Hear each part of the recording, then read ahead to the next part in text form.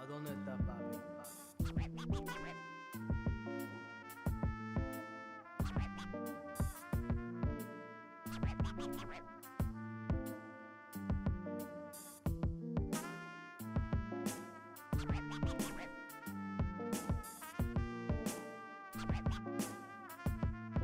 ¿A dónde está papi?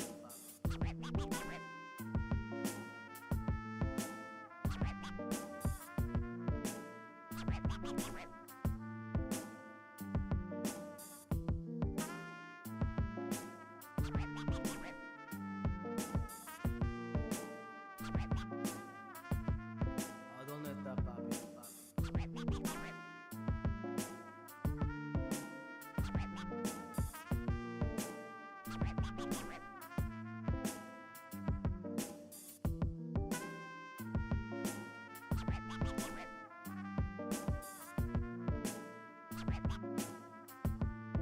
¿A dónde está papi?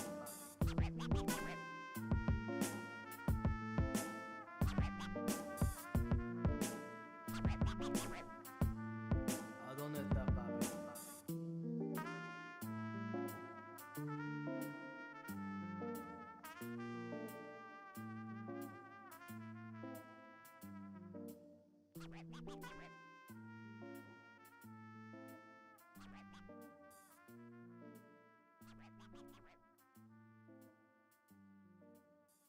¿A dónde está papi?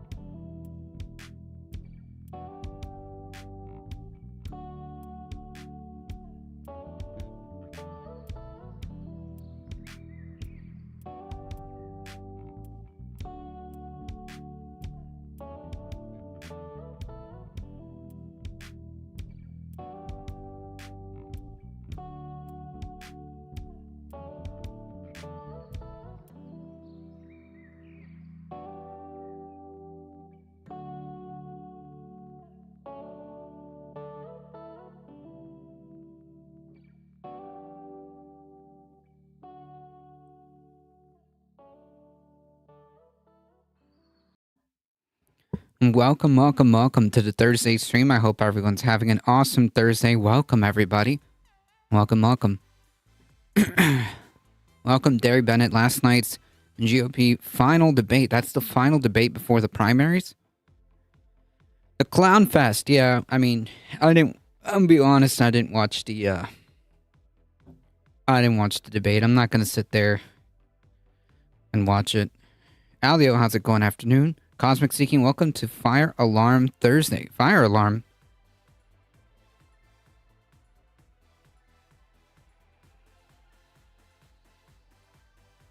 Heat, how's it going? Welcome.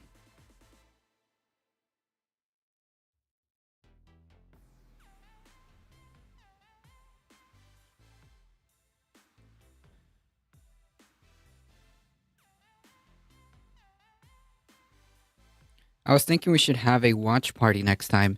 I mean, it honestly depends.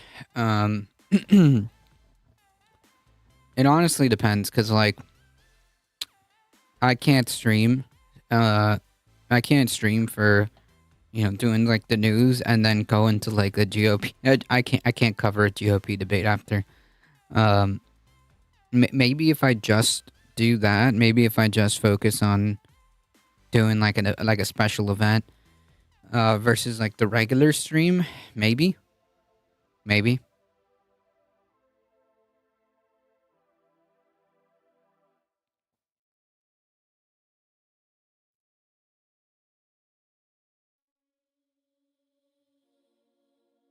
I'll host. Okay.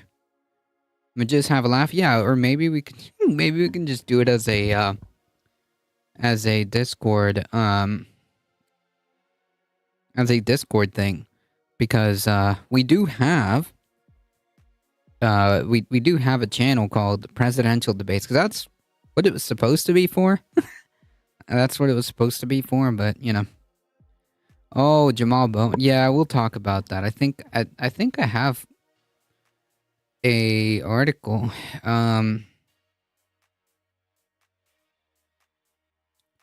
No, I don't. I don't have any. I mean, like, really, there's not much to talk about.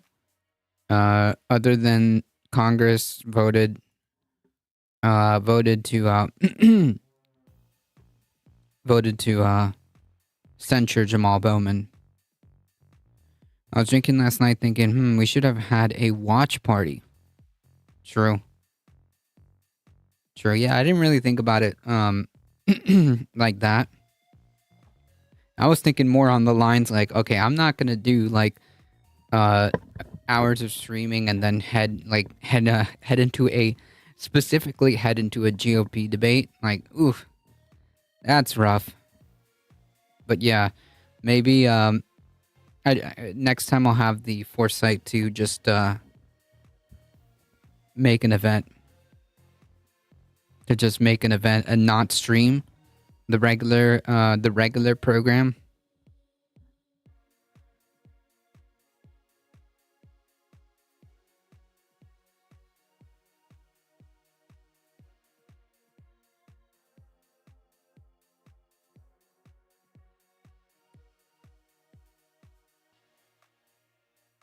That being said, at the end of the month, there will be a watch party.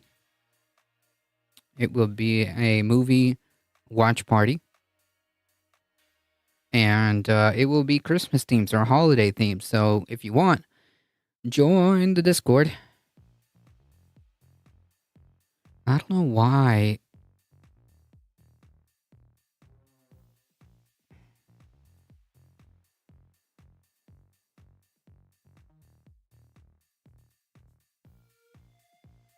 I don't know why it does this.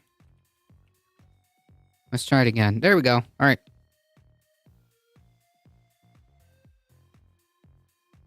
Nikki Haley came out on top. I don't know.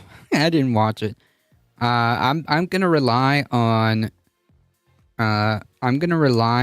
the Rational National to give us some clips because I'm not sitting through the whole thing. Okay.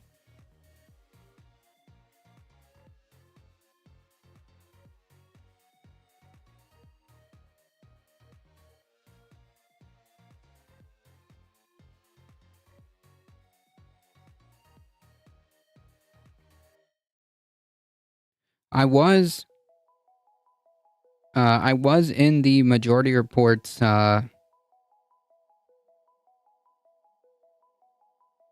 chat last night because they did coverage. But I was mostly attempting to monitor chat. That's about it.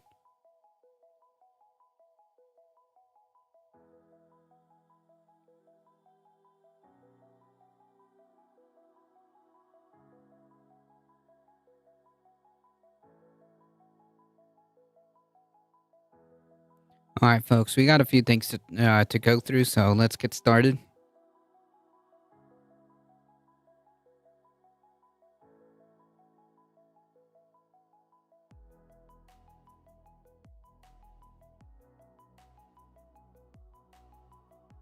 So I guess we should start with the GOP debate, right?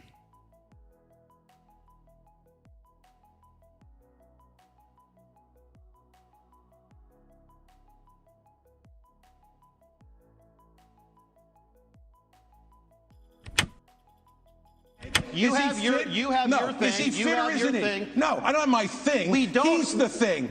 Last night. Wow, phenomenal. Phenomenal stuff. Conscious Canuck. Thank you for the lurk. By the way, see, I fixed the lurk command. Look at that. Was the fourth Republican debate, and it was stupid. So I have a few clips to get to, and in terms of the context, let's give you some context first before I even get into anything. This is where polling currently sits for the Republican primary. Trump, of course, way out ahead. Of course, Trump was not at the debate. Once again, why would he be? And you have the other few here. So DeSantis still in second place, sitting at 12.7%. Nikki Haley has been slowly rising, now sitting at 10.6. Ramaswamy sitting at 4.9. Christie at 2.7. And those are the four that are in the debate. It's important to compare this to the Democratic primary. Now, we're being told there is no primary. There is no Democratic primary. Yet, this doesn't look all that different from this. So you had RFK, who's out now. He was the red line here. He's now running as an independent and is an insane person. But you have Williamson, Marianne Williamson, sitting at 8.3%, not far off from where Haley is now, and was way ahead of Haley for a long time. Haley only recently hit, above 8%. So Williamson sitting in second at 8.3, and Dean Phillips sitting at 5.8. I mean, like, just to be clear, like, the people, the Republican primary, like, is all but certain to go to Donald Trump. That doesn't mean there shouldn't be a primary, but it just means that any of these candidates don't really have much of a chance. Is higher than both Vivek and Christie. Dean Phillips, who he's been on television maybe a few times discussing this run, higher than Ramaswamy, where there's been an entire, media apparatus surrounding him, and Chris Christie, who's also gotten a lot of attention for attacking Donald Trump. So what is the point of this debate? What is the point of this primary? The only point is if Trump evaporates into thin air, and then there happens to be an actual race where one of these people may win the primary. That's ultimately what they're all betting on. They're all, let's be clear here. All of these people in the race, whether it's, DeSantis or Ramaswamy or Christie or Nikki Haley, they are all hedging on something happening to Donald Trump.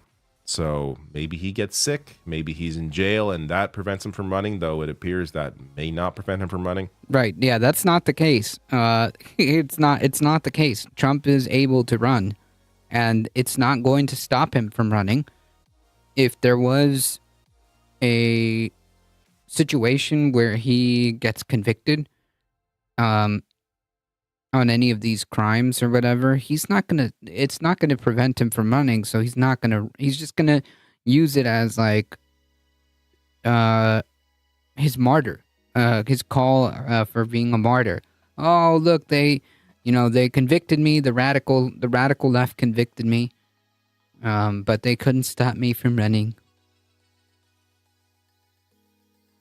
But whatever the situation is, that's what they're betting on. That, and of course, selling books and raising their own profile. That's the other side benefit of running for president. Is more people know your name after you run. But it is just wild how it's important to note as well how little attention there is on any kind of primary on the Democratic side. So understand Williamson's numbers here. This is with a complete media blackout. This is with no talk of any actual challenge to Biden. No one's pretending in the mainstream press there was a challenge to Joe Biden. They're all completely ignoring Williamson, Dean Phillips, and anyone else in this race. They're completely ignoring their existence. And yet still, Williamson sitting at 8.3%. So imagine if there was actual media coverage around a Democratic primary. And Yeah, it'd be a little bit closer, but I don't know. I did nothing. I did everything right, and they indicted me. Oh wait, no, I'm sorry. This is a shout out to that. I did everything right, and they convicted me. Me, your favorite president. A convicted felon can't run for president? Oh, yes, they can. And if they win, they can. Nothing is preventing them from assuming office. There's only like one specific scenario where that can't happen, and that's through if they get like convicted of treason or something to that effect. I think that's the deal. Anything else, you're fine.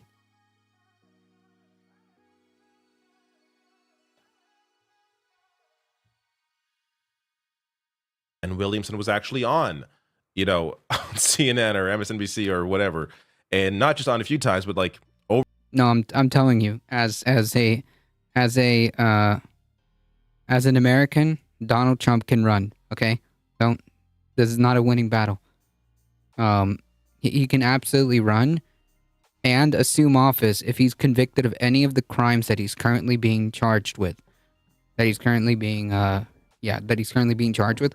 None of those crimes prevent him from assuming office.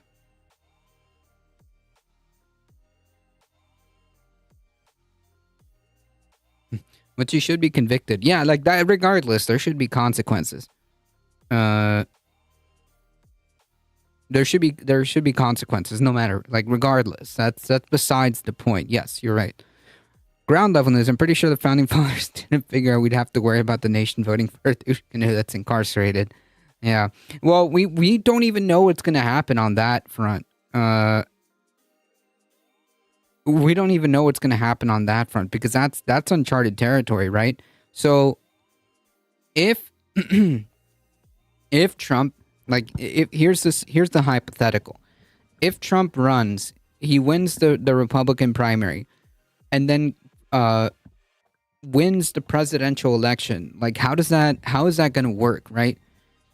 Is he just going to, like, run? Is he going to have to, like, establish an Oval Office in prison? Is there going to be any prison? I don't know. Yeah, White House arrest, exactly. Convicted of treason. Yeah, I mean, we all saw the insurrection, but no, that's not. Unfortunately, that's not the charges that are being brought up. If he's convicted of insurrection, he will be barred. Yes, but that's none of the charges that is currently he's facing involve an insurrection charge or a sedition charge. None of those are that. This has been brought up before, but the reality TV show ex-president may get wilder. It's still early. Yeah, I guess. But the orange spray tan golf ex-president will say he owed the presidency. He's owed the presidency no matter what. Well, yeah, I mean, that's besides the point. It's already, for him, it's already a determined notion that he won, right? In his mind, there's no route where he doesn't win the presidency.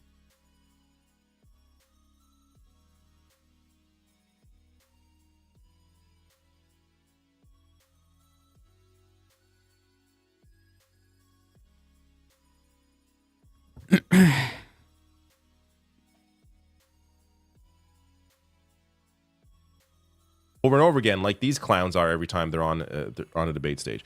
Imagine there were debates where this race would be. It is so.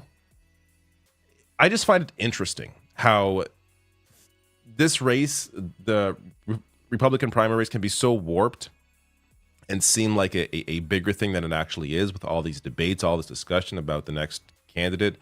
Meanwhile, this Democratic race really isn't far off, and there's no discussion at all about these candidates. But let's get to. So I can't really see David's shirt, but I think it's like a Zelda shirt, so I approve. People should make it very difficult for Trump campaigning. People should make it very difficult for Trump. Campaigning should not be enough. I'm not understanding.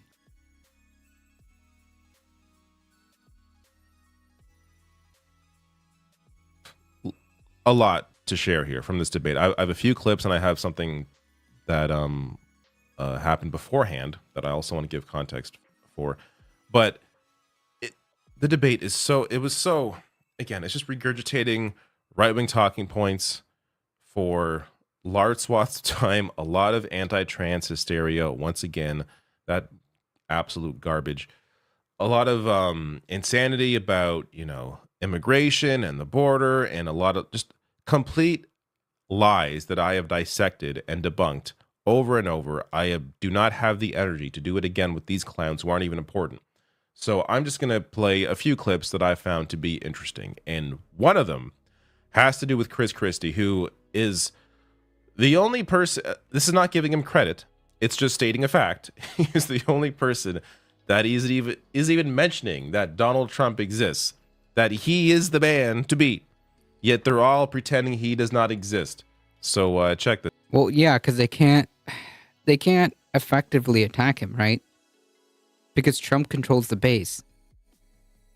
So like it's a lose-lose situation, right? Because you have to appeal to Trump's base, but Trump's base doesn't care. Trump's base is already the cult is already devoted to the dear leader. They're not going to switch. Alio with the 12 videos, it says the Legend of Zelda: A Link to Past. Nice. A Link to the Past. Gotcha. This out. I look at my watch now. We're 17 minutes into this debate, and except for your little speech in the beginning, we've had these three acting as if the race is between the four of us. The fifth guy, who doesn't have the guts to show up and stand here, he's the one who, as you just put it, is way ahead in the polls. And yet, I've got these three guys who are all seemingly to compete with, Voldemort, he who shall not be named. They don't want to talk about it. Wow. The fact is that when you go and you say the truth about somebody who is a dictator, a bully, who has taken shots at everybody, whether they've given him great service or not over time, who dares to disagree with him, then I understand why these three are timid to say anything about it. Maybe it's because they have future aspirations. Maybe those future aspirations are now, or maybe they're 4 years from now. But the fact of the matter is the truth needs to be told. And for us to go 17 minutes without discussing the guy who has all those gaudy numbers you talked about is ridiculous. We're giving away free. Oh, great. Now I'm getting Donald Trump ads. Look at that. You guys want a Trump gold bar?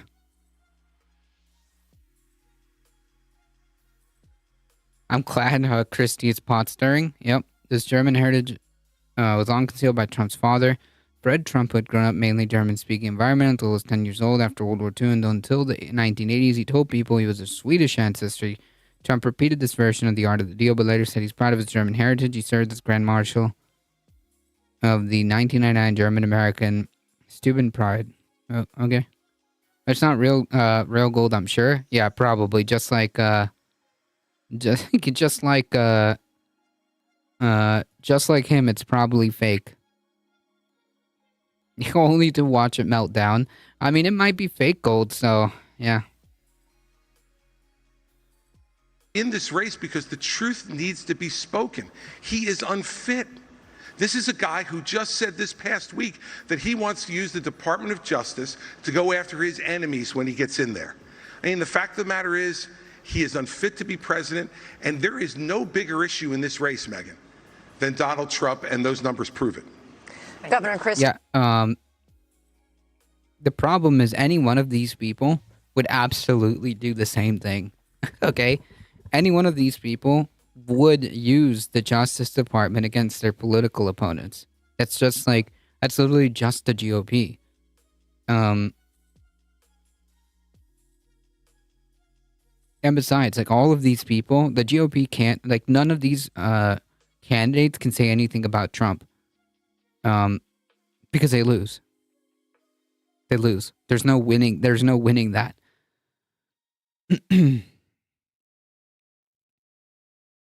Steve, we will be addressing. So the applause there was a little bit surprising, though if you watch the full debate, there are much louder applause lines.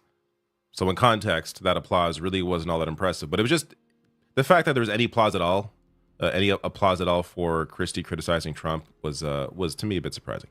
But so he goes here, mentioning how everyone's afraid of mentioning Trump. Of course, they're all so afraid of offending Donald Trump's base. But I can't help but put on my politics hat and think Christie knows exactly what he's doing here. He knows he's not going to win a Republican primary. He's not going to get those Trump voters to vote for him, obviously. During this debate, he advertises the fact that he has a book coming out next year. Oh, man. That's funny. That's hilarious. I mean, like, hey, listen, as far as grifting goes, wow. Because, like, he can't win, especially not he can't win by attacking Trump. Like, that's a losing battle. That's why none of these people are even close to being able to win.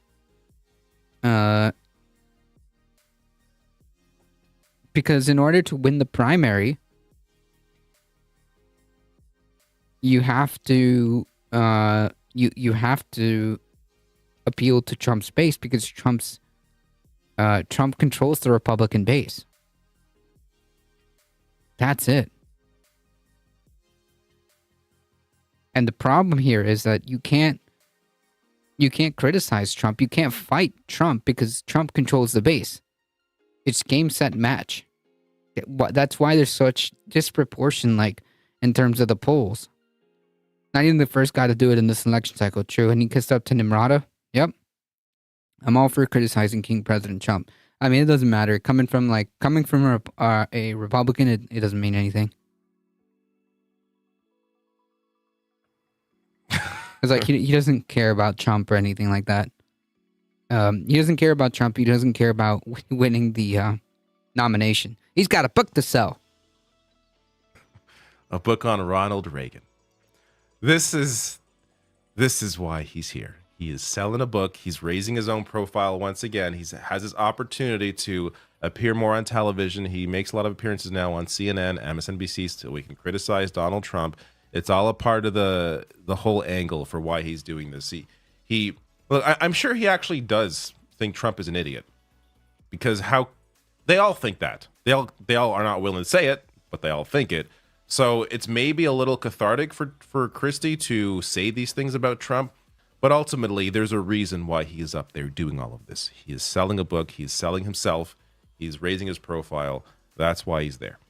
Now, that said, I mean, yeah, it is really that. It's that simple, because, like, he knows there's no way.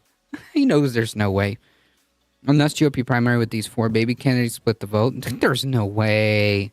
Come on, have you seen the polls?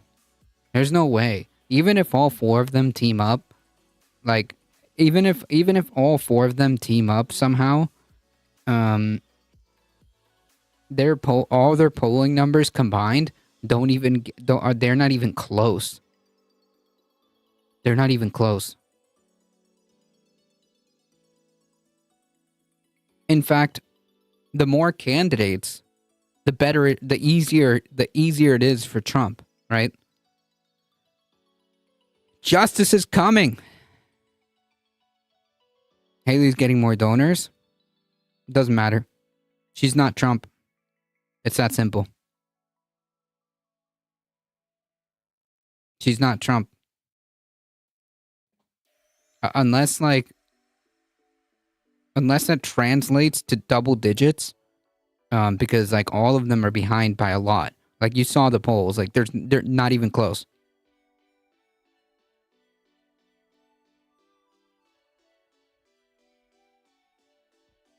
I want to get to another example of Christie, because this shows you also how much of a weak little man Ron DeSantis is. There is this fight goes on like 3 minutes. I obviously am not going to play the whole thing because we would, it's I wouldn't say it's boring, but it's not worth 3 minutes. They're fighting here because Ron DeSantis is once again unwilling to criticize Donald Trump. You just don't like. You have your. Because he can't. Okay. She has $5 more. Good for her. But that's good because she's scary. Yeah. There are still innings in this game. No. Like I don't know why we're even pretending, right? I don't know why like we're even pretending. Have you seen the polls? Like Donald Trump has like 50-something% of the GOP vote. There's no there's no candidate that is going to bridge that gap, because that would require them taking Trump's space, which is not going to happen. The only way that any of this becomes relevant is if Trump himself is just physically unable to run. Like an act of God happens where he is just unable to literally run. That's it. That's the only scenario where anything else matters. Other than that, like we just have to be realistic, right? Like there's no point in like lying to ourselves by saying, "Oh, well, there's still more time." No. There's still more innings in this game. No. Come on. Unless a literal act of unless there's a literal act of God, it's not gonna happen. But I disagree. We have been over polls before. They're not holy writ and can be bought and manipulated. I mean, you'd have to show evidence of that, right? Like what was the problem with those polls that consistently show that Donald Trump is so far away ahead? Like, do you think that that's going to be like magically changed? It makes no sense. Come on, we can think logically, right? We can think logically. If we keep getting the same results, then like maybe that's where things are heading.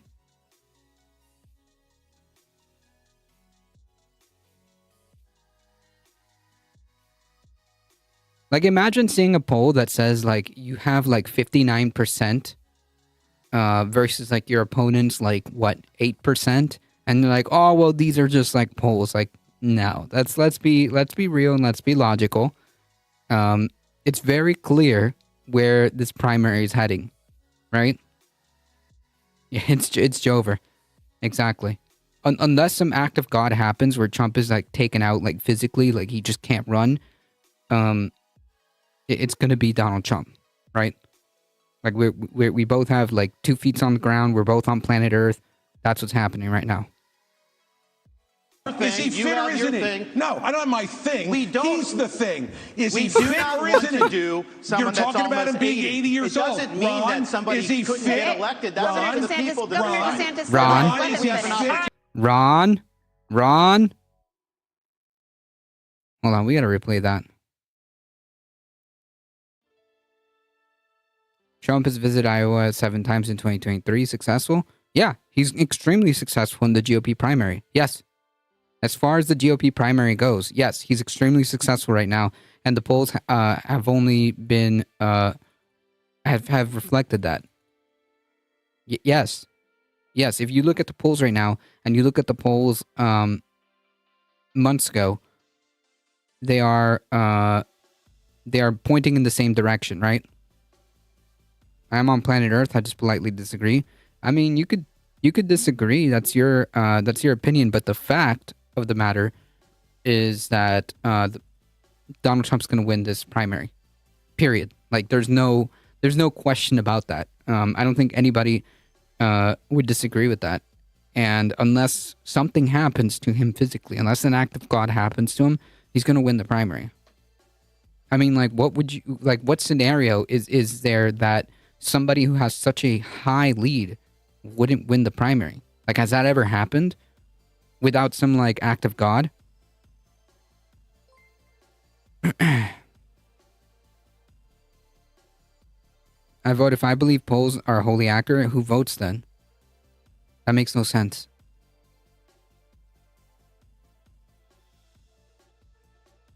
That makes zero sense.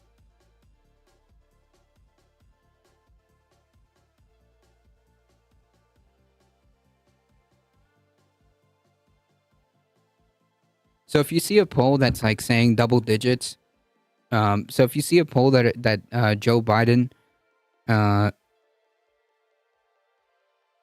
Joe Biden is pulling ahead of Trump by double digits, would you believe that poll?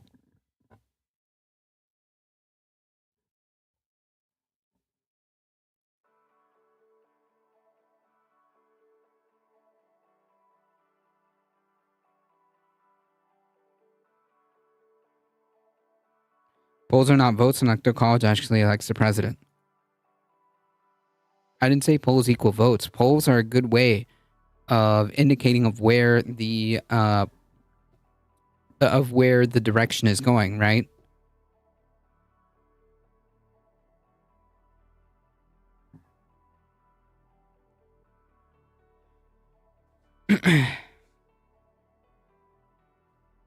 I was going to say something, then we got a new follower. Well, let's see how long that follower lasts.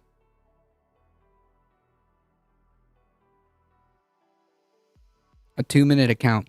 Like, so here's a follow-up question, or here's a more pertinent question. When were the polls so, like, heavily wrong that, like, we just decided that like polls are just useless, or polls are to be disregarded, or polls are just like meh?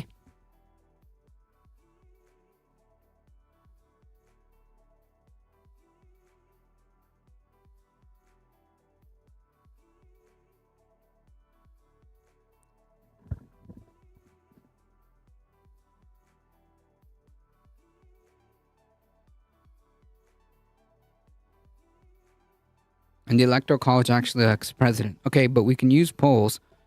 But we can use polls to say, like, hey, in these swing states, it looks pretty bad. And these swing states have X amount of Electoral College votes, right? So we actually can make and extrapolate determinations based on what those polls are telling us. So, like, I don't know. Like, that's not convincing. The relevancy of polls will always be questioned, seeing as how they heavily favored poll pre-2020 election, in my opinion. What are you talking about? Anyways. I'd say it's boring, but it's not worth 3 minutes. They're fighting here because Ron DeSantis is once again unwilling. Yeah, like, these aren't just like rinky-dinky Facebook polls. I'm talking about like very reputable polls, and not just one, right? Like, if you continuously see like YouGov polls or 538 polls, or like polls run by like media companies, and they're all moving in one direction, like, what are you supposed to extrapolate from that? Like, I'm not saying you just take one poll and say, look, that's called cherry picking. I'm not saying you cherry pick polls that you like. I'm saying what is the aggregate direction of where most of the polls are pointing. And if consistently you're getting the same or roughly the same data, saying that like Donald Trump is like miles ahead of these people, then what are you supposed to extrapolate from that? The conclusion logically would be like, oh man, Donald Trump has been consistently so far and ahead, like that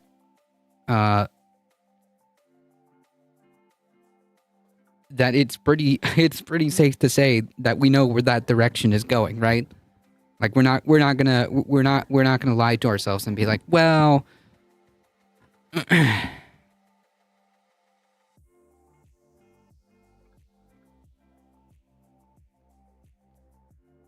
let's look up 538 owned by ABC now in 2020, maybe 2016. Yeah, and you know what? They weren't that off, were they? They weren't that off in the presidential election, were they? No, they weren't. So I don't know what you're trying to make like the point, because it makes my point.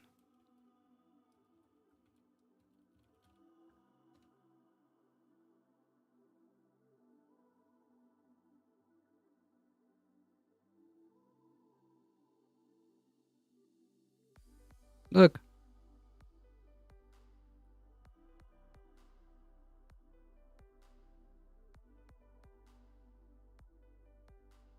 These are an aggregate of a bunch of different polls. Look where Trump is.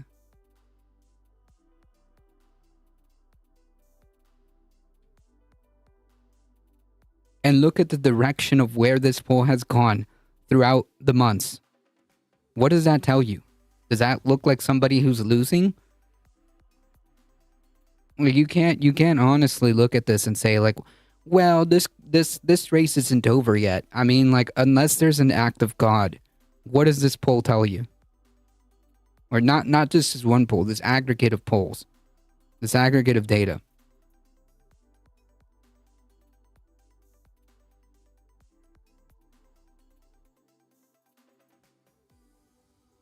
If we leave no doubt and popular vote does not elect, then polls should not be the main indicator. But they can be. It's not like they're gospel, but they can definitely tell us what's going on because the popular vote can dictate where the electoral college might vote, right? Because if I take the polls of the swing states and use that as a marker, as an indicator for how much electoral votes those states have, then I can start making, or I can start having ideas of where it might start, to go, right? Because like if I start taking polls, of how the popular vote might go in the swing states, and add up those electoral votes, then I can kind of have an idea of where this might go, right? So yeah, it does matter. There's only a way to keep Trump from running. He's gonna run and he's gonna win the primary. Yeah, I mean, like, there's no, unless an act of God happens. Like, does this look like somebody who's gonna lose the primary? I mean, like, let's be real. 95% of the polls are projected to fall in this range. Look at that. Does that look like a losing trend to you? Versus like the losing trend of like DeSantis. Look at that. Look how the trend from all of these aggregate polls throughout the primary. Look how they've been trending. And tell me where this is going. Because like the only logical answer would be like, wow, I think Trump's probably gonna win.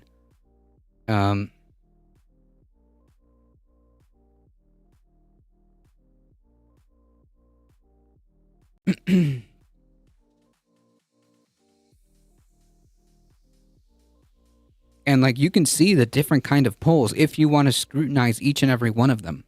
You can look at where they're taking all this and kind of smooshing all of this data, right?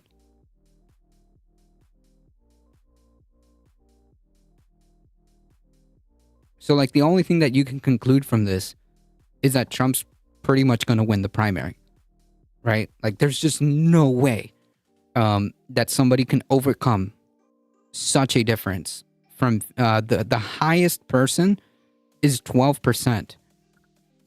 How do you overcome a gap from 12 to 59%? It's just not a thing that's going to happen. No reasonable person is going to look at this and go, yeah, I think I think that Trump's chances are iffy. No. Willing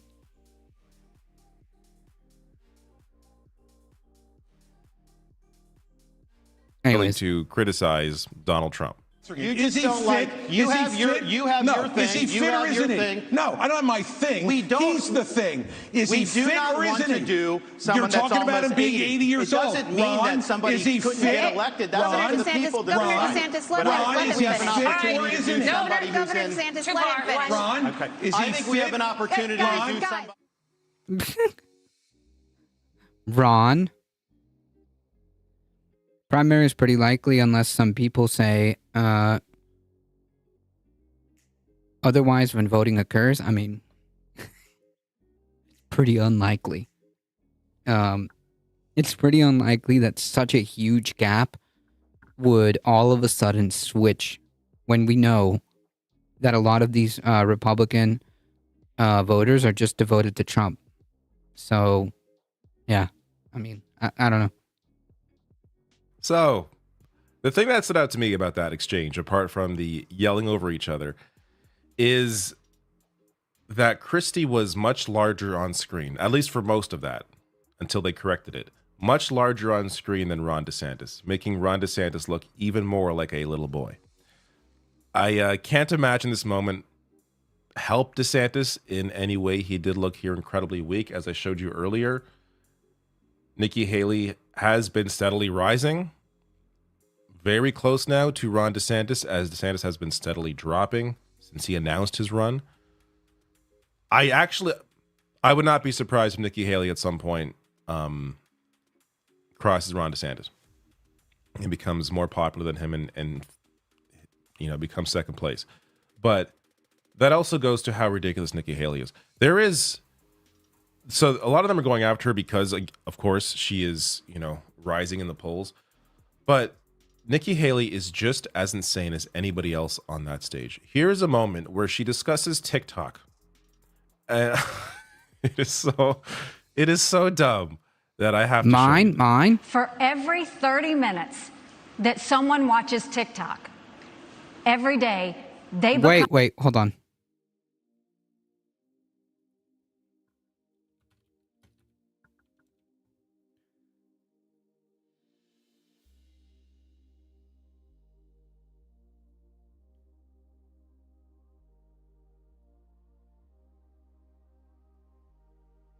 Okay, I'm ready.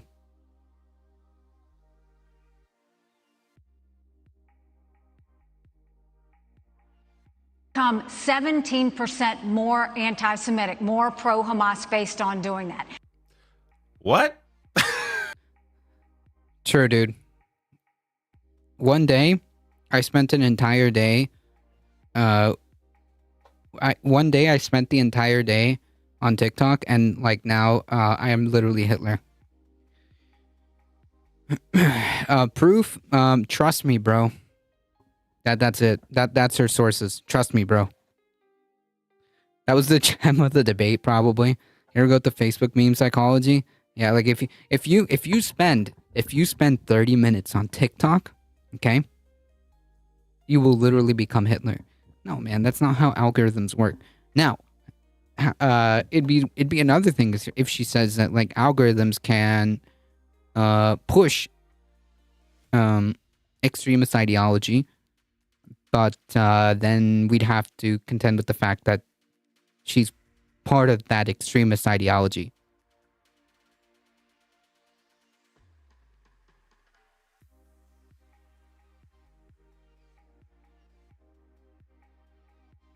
But if you go on Facebook, you're a wizard, Harry. That is as dumb as anything you will ever hear any Republican politician say. Yeah, that's like saying video games It's like saying video games cause violence. That's like saying video games cause violence. I spent 4 hours on TikTok and then started digging tunnels under my house for some reason. I guess I'm a grandpa. No TikTok for me. I was on TikTok for a little bit. I was on TikTok for a little bit.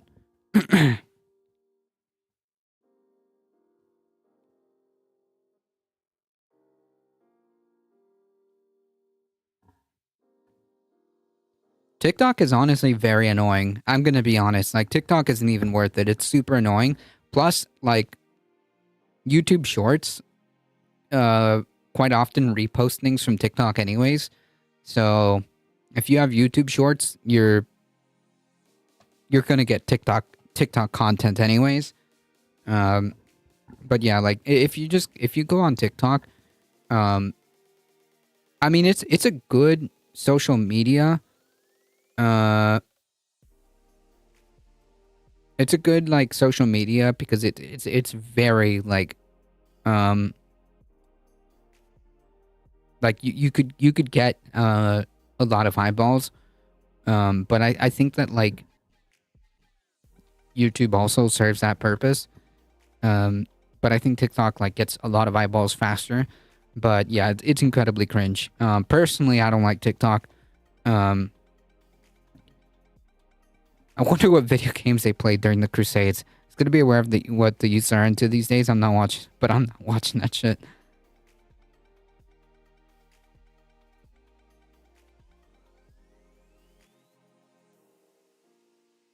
Yeah, I mean, I was on TikTok, but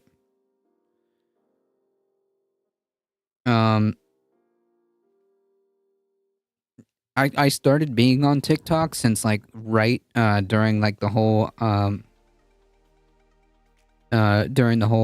initial stages of the pandemic, and it was just nothing but, like, conspiratorial nonsense.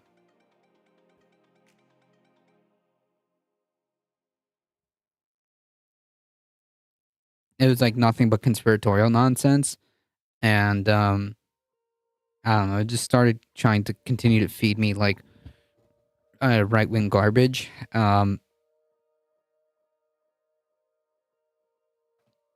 So yeah, eventually I just, like, I'm good. Any Republican voter say, anyone say. That is one of the dumbest things I've ever heard in my entire life. Let's do the math on this. Let's say you use TikTok. Like, and even then, like, yeah, there's a lot of conspiracy crap. A lot of fake videos and conspiracy nonsense.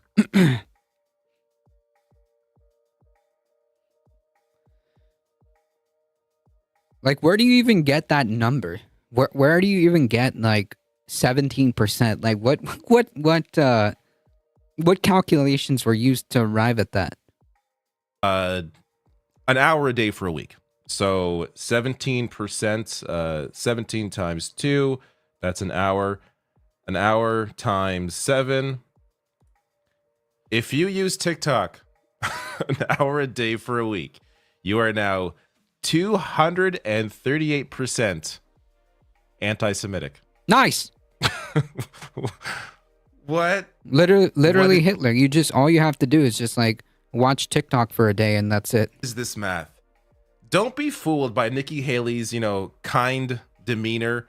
I guess if you have the TV on mute, listen to the garbage she actually spews. Nikki Haley is no different than anyone else on stage. She's just as insane as anyone else there. Completely nuts. So let's also, on that point, 34% of statistics are made up on the spot. True. Why are the polls so close when it comes to this election, when it comes to Biden versus Trump? Because it is a close election. It is. It literally just is. And the polls are very close. Last election. But actually, no, it wasn't. Last election, Biden was leading by double digits. In fact, I made a video about it. I specifically made a video about it. That was it. That's GG. If you're up by double digits, that's a great place to be. If you're in a statistical tie, and you are the Democratic candidate, that's not a good place to be. We all see where that ends up. We've all seen where that ends up. It ends up in a loss. Historically speaking, that's just the way that's been. But I can't say to previous elections, but I know that as far as we know and as far as we've observed, yeah, it is a very close election right now. And last election, as we were winding, as we were getting down to the 11th hour, it was Biden was leading by double digits at that point. So I was confident. Yeah, I was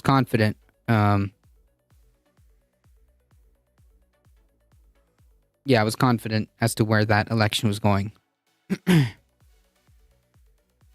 Issues, not candidates, are motivating young voters.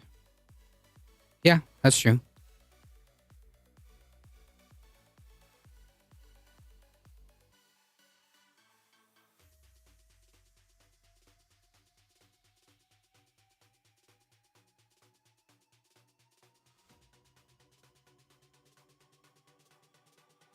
I agree with that.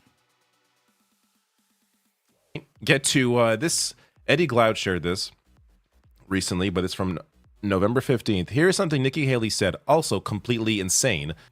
A brave and beautiful trans woman has taken... Oh my god. Now this Daily Wire stupid movie is Become president. being bombarded in the ad waves. We will get out of the Human Rights Council. We would certainly not get back into the Paris Climate Agreement. Would we get out of the UN? We would get out of the World Health Organization. The UN, the only thing is we would defund the UN as much as possible. Defund the UN. Get out of like human rights. Like this, these are red flags, dude. What are you talking about? It is pure garbage. Like the initial joke, or like one of the initial jokes of the Daily Wire movie is like nobody watches women's sports. Okay, so why the heck do you care about it, dude? That movie has been very heavily advertised to me. This is the first YouTube ad I've seen of it. I've seen it on, funny enough, I've seen it on Twitter. That stupid ad gets pushed on Twitter, to me a lot. I've seen it on Facebook, because of course. I've seen it on Facebook.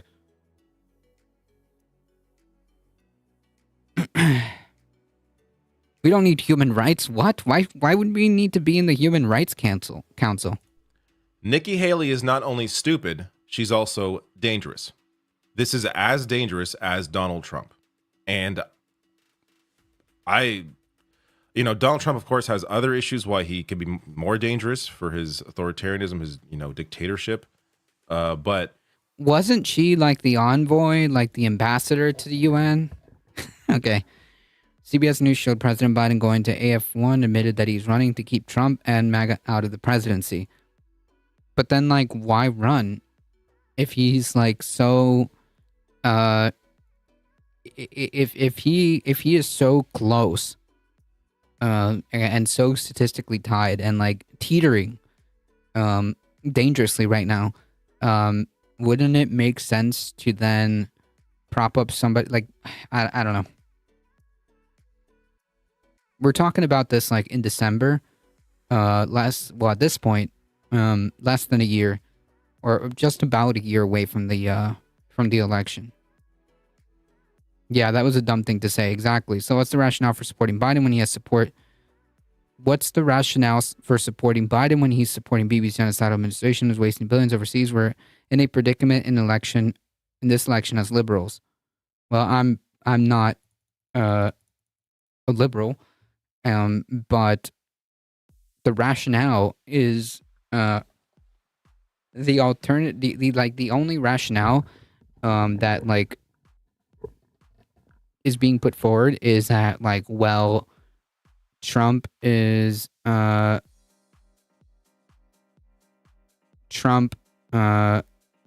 literally threatening like to be a dictator. He's not joking. Trump is literally threatening to like undermine like this entire thing. Trump is threatening political opponents. And Trump is going to do the same or worse in terms of supporting Bibi's genocidal administration. So there's that.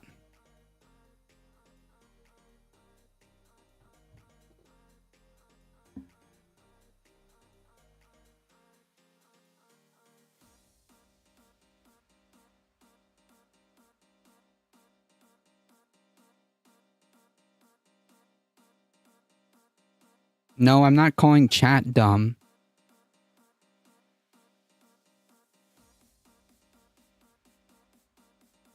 Trump's starting to end media companies who criticize him. Like, yeah, all these attacks on like, just like on whatever semblance of like institutions that we have. Yeah, like this can only be summarized in exactly that. Like he's threatening a fascism, but like for real, but like for real this time. Okay.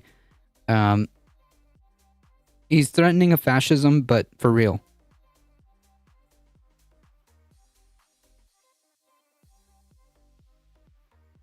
I think Nikki Haley would have a better shot at accomplishing these things because she can come off to some people who aren't listening closely as more rational than Donald Trump is.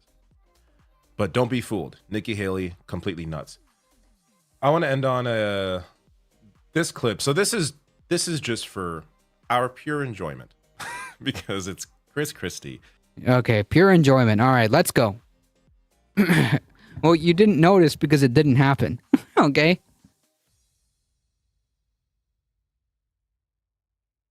Really going after Vivek, but again, I'm going to insert my politics mind after the clip here. But it's still a fun clip to watch.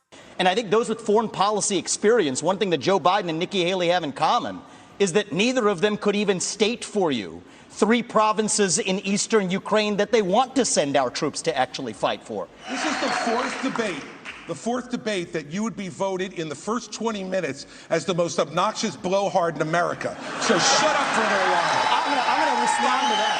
I want to say your version of We're now 25 minutes into this debate, and he has insulted Nikki Haley's basic intelligence, not her positions, her basic intelligence. She doesn't know regions. She wouldn't be able to find something on a map that his 3-year-old could find.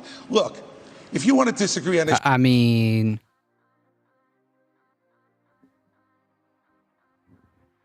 must be a bridge. Mr. Block bridges during his election. that's fine. And Nikki and I disagree on some issues. But I'll tell you this, I've known her for... Yeah, like, just to be clear, like, this guy's a terrible ghoul, too, okay? Like, he's an absolute ghoul. Who's, like, pretending for, like, a second to be the good guy here. 12 years, which is longer than he's even started to vote in a Republican primary. And while we disagree about some issues and we disagree about who should be president of the United States, what we don't disagree on is this is a smart, accomplished woman, and you should stop insulting her. So I'm going to take this. Yeah, so smart that she believes for every 30 minutes you spend on TikTok, you become 17% more anti-Semitic. That said, so the first thing I saw from this debate, because I watched it this morning, was this clip was being shared around on Twitter, and this just clipped out this defense of this slamming of Vivek and this defense of Nikki Haley came off as really good for Chris Christie, which also got me thinking, that's exactly why he's doing he's not, I can't help it. He's not doing this to defend Nikki Haley. He's doing this to look good. And this made him look good. That doesn't mean this is going to lead to him growing. And this isn't about the primary. This is about his numbers growing just generally outside of Republican voters. That's what Chris Christie now is trying to get. He's trying to grow his support outside of the traditional conservative base by doing things like defending a woman on stage, which again, without context, looks good. In context and seeing the crap Nikki Haley has said looks less good. But it does, the slamming of Vivek is also very satisfying to watch, considering how much of a, yes, blowhard Vivek is as well. but aren't they all? Yeah, exactly. That's the point. That's the point. Alio with the 12 biddies, Heat with the 13 biddies. Thank you so much. I appreciate that. So there really is no winners here. But that's the fourth debate. There's apparently going to be 2 more at least next year. It sounds like CNN's trying to host a couple. I don't... Look, we can go back to the beginning here. That was my bowl, by the way. I had some cereal earlier. I don't know what... I still don't know Cereal? what the debates are. I mean, Sir, what time are you filming these videos? My man is just getting up and literally having breakfast as he eats and writes the script. That's what's happening, okay? No one can tell me otherwise. No one can tell me otherwise. David Dole just literally wakes up, pours cereal in a bowl and starts eating while making these videos.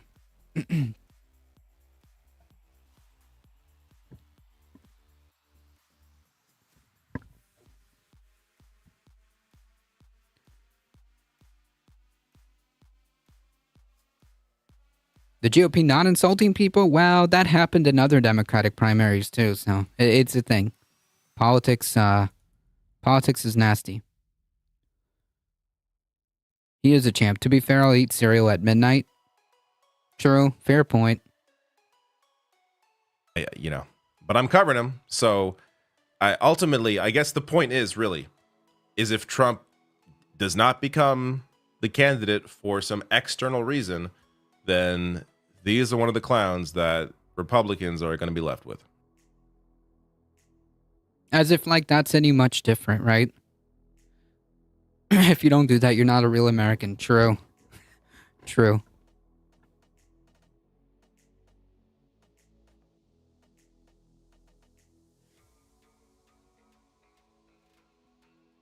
All right.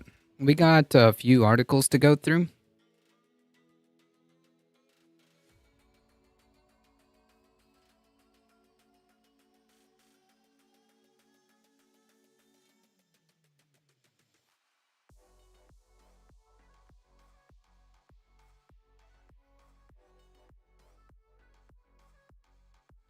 Ohio's legalization of recreational marijuana goes into effect. The GOP proposes sweeping changes.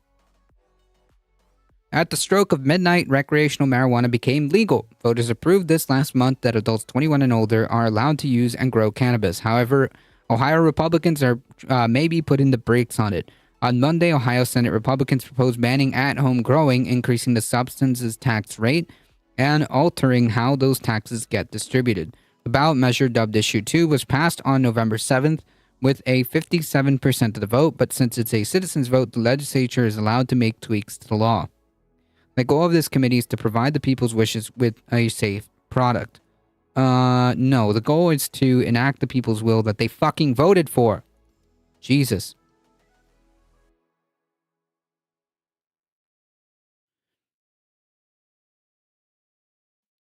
Hopefully, healthy cereal with vitamins and fiber. Well, I mean, I do. Well, first of all, I don't eat cereal that often, but when I do, it's actually a kind of like a granola kind of deal. It's like vanilla granola, something or the other. It's like a healthy version of Frosted Flakes, but with no added sugar or something like that. You know, just making that extra effort. Okay, making the effort. I actually don't like Lucky Charms, I'm gonna be honest. I don't like Lucky Charms. For as far as like bad cereal goes, my favorite cereal flavor is actually Oreo O's.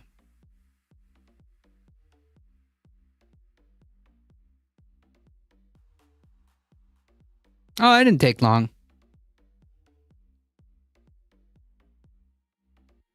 I don't eat Lucky Charms anymore. I don't really like them. Yeah, that was quick. Yeah, I mean it didn't take long. Their username was pretty suspect as it is. I mean, you got a username with 1488, it's like an immediate red flag.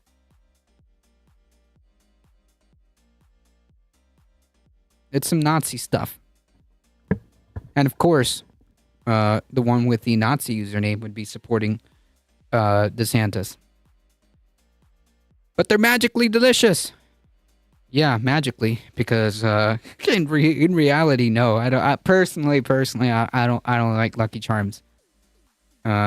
Anyways, like my favorite cereal flavor that's not like healthy cereal is Oreo O cereals. I had to get brushed up on my dog whistle. Yeah, I was eyeing that for a while. I was just waiting for them to say something. Doesn't take long. You don't even have to bait them anymore.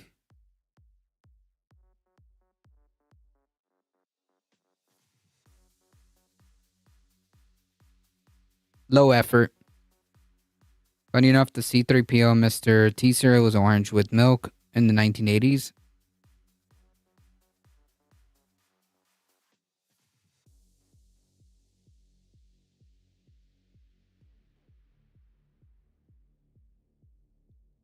Never had Mr. T cereal.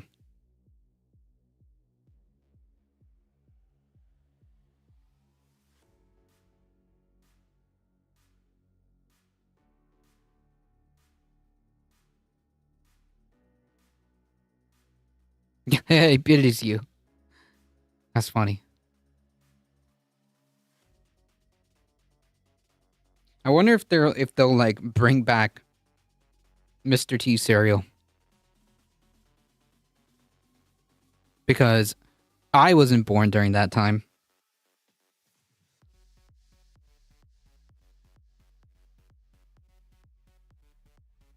Mr. T was the business back then. Mr. T is making an internet comeback again? Really?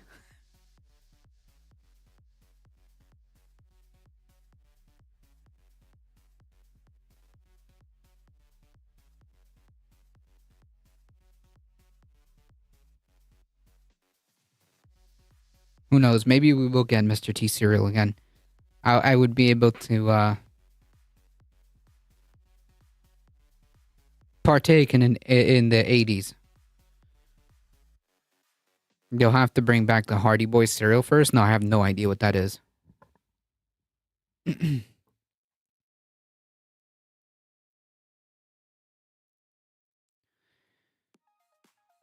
Advocates for the law are now saying that the Ohio GOP is intentionally gutting the law due to their opposition to it. Some in the Ohio Senate proposed to gut Issue 2's most important provisions, including home grow and social equity, and to put in place higher taxes that will entrench the illicit market and force Ohioans to continue to buy their cannabis products in Michigan, said Tom Harn, the spokesperson for the Pro Issue 2 campaign.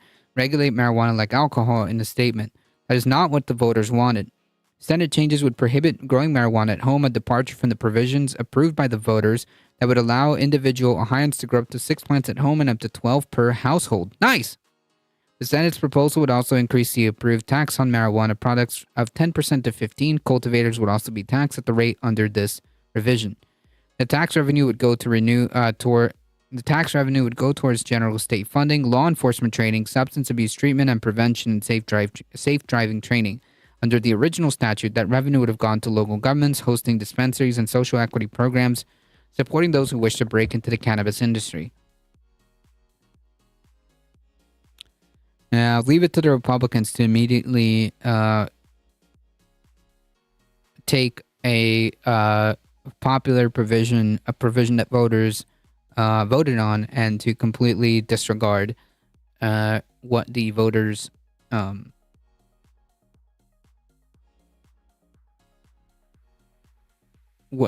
actually wanted.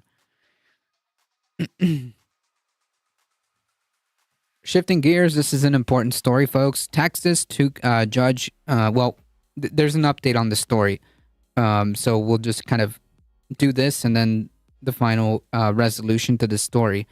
So a Texas judge was to consider a pregnant woman's request for order allowing her to have an abortion. Like, first of all, like, this is absurd. This is absurd.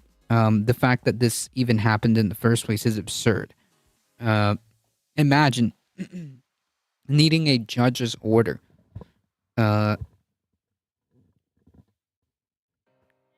for healthcare.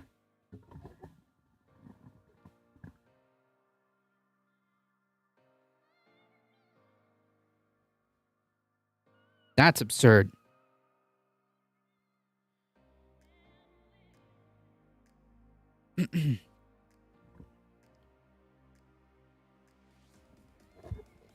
Texas strict abortion ban will face an unprecedented test on Thursday, today. I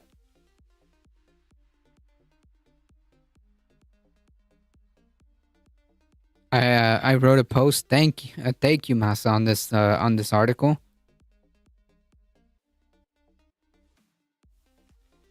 Texas strict abortion ban will face an unprecedented test on Thursday today when the judge considered a request for emergency court order that would allow a pregnant woman whose fetus has a fatal diagnosis to have an abortion in the state. Yeah. Yes, the judge ended up approving it. Yes. Yes, we have the conclusion to that.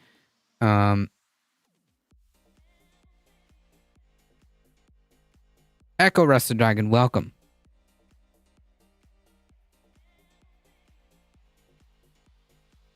The Texas state judge ruled a pregnant woman who recently filed the lawsuit can legally terminate her pregnancy. Yes. Yes, we will talk about that. We'll tie a neat little bow tie on this whole entire like tragic story.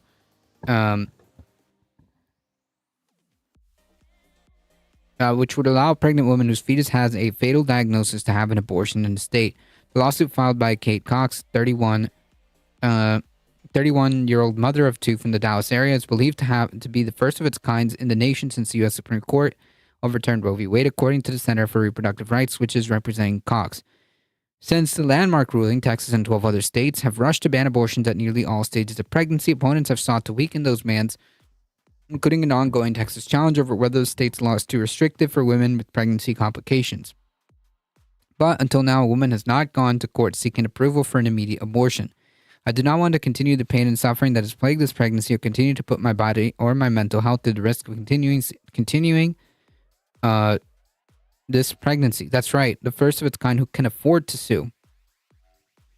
I do not want my baby to arrive in this world only to watch her suffer. Although Texas allows exceptions under the ban, doctors and women have argued that the requirements are so vague that physicians still won't risk providing abortions unless they face potential criminal charges or lawsuits. Which is the point, right?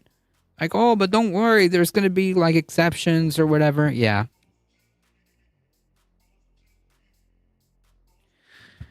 Yet here we are, needing permission from a judge. The lawsuit was filed against the Texas Attorney General's office, which has defended the ban in court, and the state's medical board. Republican Texas Attorney General Ken Paxton has not responded to requests for comment. Cox is 20 weeks pregnant and has been told by doctors that her baby is likely to be stillborn or live for a week at most. According to the lawsuit in Austin, the suit said doctors told her their hands are tied under the abortion ban. Like, they're literally telling her, like, yeah, we actually can't do this, and you have to go through this horrible ordeal because Republicans have decided that you are not worthy of having bodily autonomy. You're not worthy. You're not a person enough to have bodily autonomy and self-determination. That's basically what the translation is there.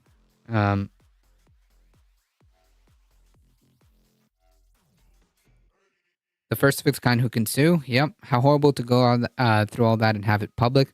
And yes, that's like a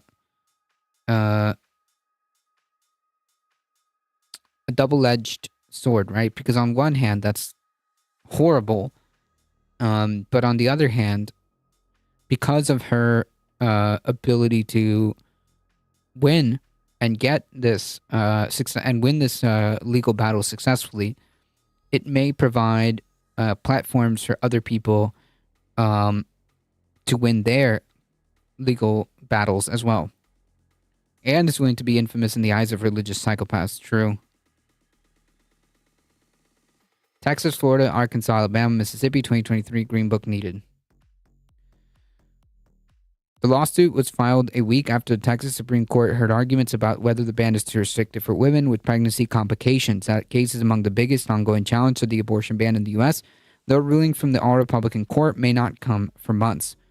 Cox, a mother of two, had cesarean section with her previous pregnancy. She learned that she was pregnant for a third time in August and was told weeks later that her baby was at high risk for a condition known as trisomy 18, which has a very high likelihood of miscarriage or stillbirth and low survival rates. Doctors told Cox that if the baby's heartbeat were to stop, inducing labor would carry a risk of uterine rupture because of her prior cesareans, and another C-section at full term would endanger her ability to carry another child. In July, several Texas women gave an emotional testimony about carrying babies they knew would not survive and doctors unable to offer abortions despite the spiraling conditions. A judge later ruled the Texas ban was too restrictive for women with pregnancy complications, but that decision was swiftly put on hold after the state appealed. Yeah.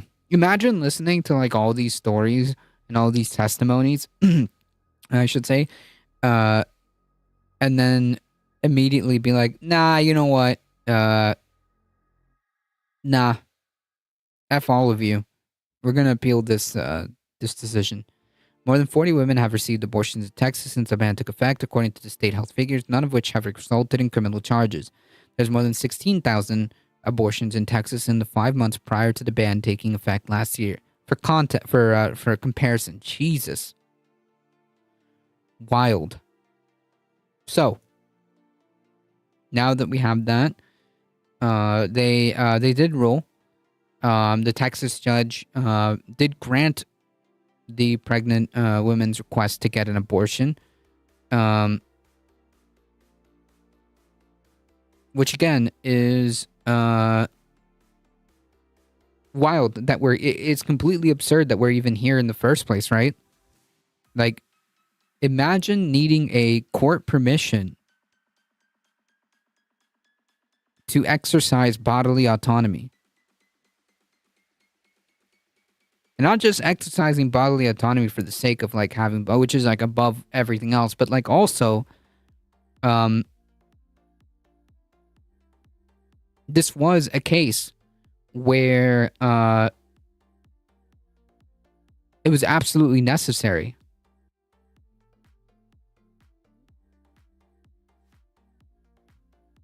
It's not like this person didn't want the baby. It's not like this person was like, oh, I'm just going to have an abortion for the sake of it. No, this person seemed to have indicated that she wanted to have the child. But, you know, complications happen. And she had to literally bank on a judge to give her permission to exercise bodily autonomy. Like, just think about that. That's wild. Maybe likely a GOP insisting on abortion bans kills their votes from now on. Maybe. Or maybe, you know, it might have had, in terms of like politics, it might have had more of an impact during like the midterms, but we'll see how much that has to, we'll see how much that's a factor in the general election. Last month, Kate Cox, a 31 Dallas area mother of two, is about 20 weeks pregnant, found out that her developing fetus has a trisomy 18, a rare chromosomal disorder likely to cause stillbirth and death of the baby shortly after it's born. Cox told NBC News that she was hopeful and very grateful after the judge's decision. Quote, I feel like I'll be able to get the medical care that I need and will take the time to heal, and then I want to try again. Yeah, so like this person isn't like, oh, I'm just gonna get abortions because I want abortions, right? Like this cartoonish straw man that the far right decides to put of like just like women or just like people wanting to get abortions for the sake of getting abortions. Like, oh, I just want to kill babies. Democrats just want to kill babies. Like, no, dude. she's willing to even like try again to have a child because she wants to. And hey, that's your choice. That's the point. That's your choice. This country is getting more and more polarized, in my opinion. Yes, and the reason for that is the far right.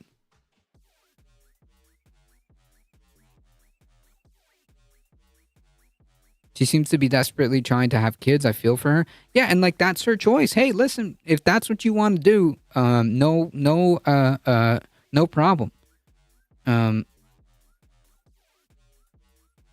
Even if it's a single woman who isn't ready to be a parent, it's none of their business. Yeah, at the end of the day, that's quite frankly the end of the discussion, right? At the end of the day, like it's none of your business. It's none of your business. It's none of your. It's nobody's business except the person. The person, right? The person here and now. That's the only one that's going to make that or should make that decision, because it's their body. It's that simple.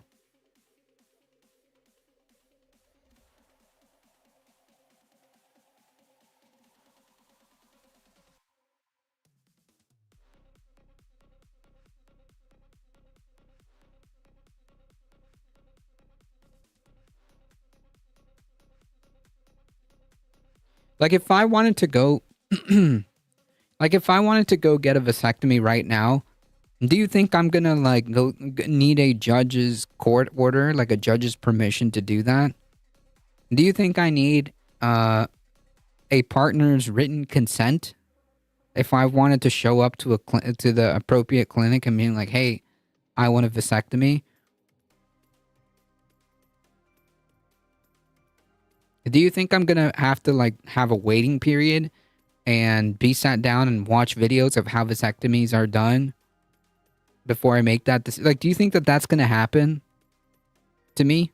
No, it's not.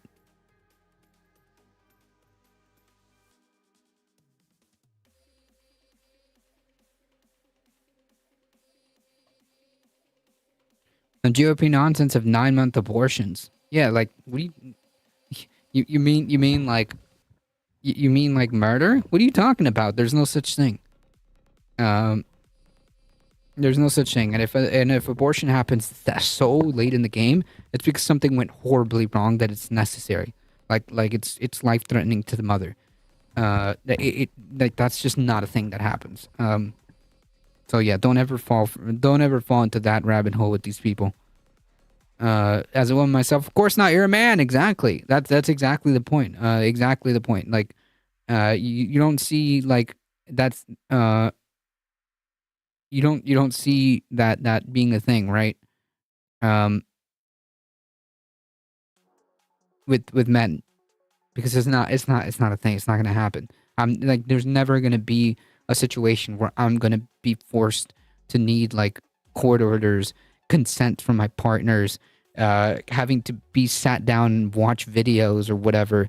Like, no, it's my body, and if I wanted to go in there and make that decision for myself, then I should be able to do that, right? So, like, why is that a problem for literally anybody else? ADT, you weren't born with God's waiting room in your body. True. Sadly, many Republicans believe they have the absolute right to order society to save it. Super silly. Well, not many. That's all Republicans believe that. And this is the result.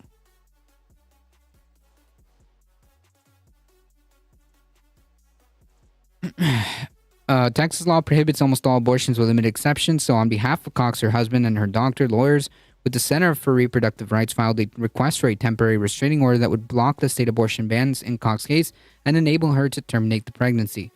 Kate Cox's life and future fertility are at great risk, according to her doctor.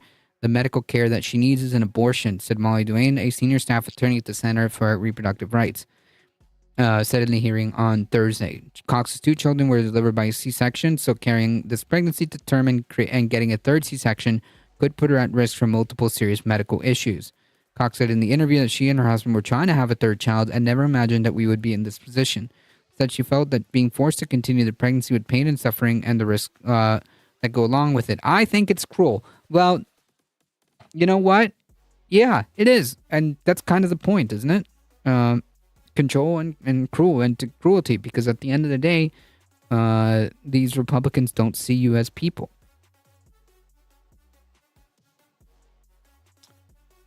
Yep.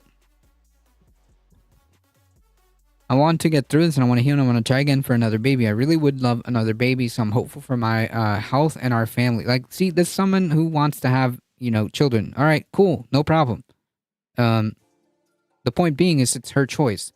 Dwayne argued during the hearing that Cox was at high risk for multiple pregnancy complications, including hypertension, gestational diabetes, and infection. And said that within the last 2 days, Cox had to visit the emergency room for a fourth time for pregnancy symptoms, including severe cramps, leaking fluid, and elevated vital signs. Many of Ms. Cox's health risks during this pregnancy would put her life in danger if left untreated, and carrying this pregnancy to term will significantly increase the risk to her future fertility, meaning that her and her husband may not be able to have more children in the future. The State District Judge Maya Guerra Gamble quickly granted that request order, which allowed Cox's doctor to perform the abortion without fear of prosecution. The idea that Ms. Cox wants desperately to be a parent and this law might actually cause her to lose that ability is shocking, would be a genuine miscarriage of justice. Well, I mean, it is just like on its face, period, full stop. Because, like, man, nobody should be telling the state has no business intervening in decisions that are an individual person's to make.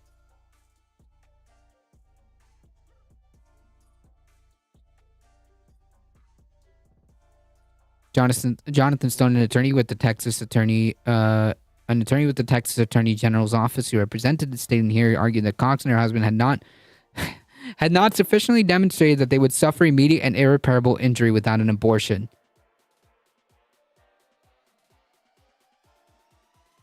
Yeah. Yeah, that's what they went with. Miscarriage of justice isn't the greatest turn of phrase in this scenario. True, I didn't think about that. Yeah, I didn't think about that.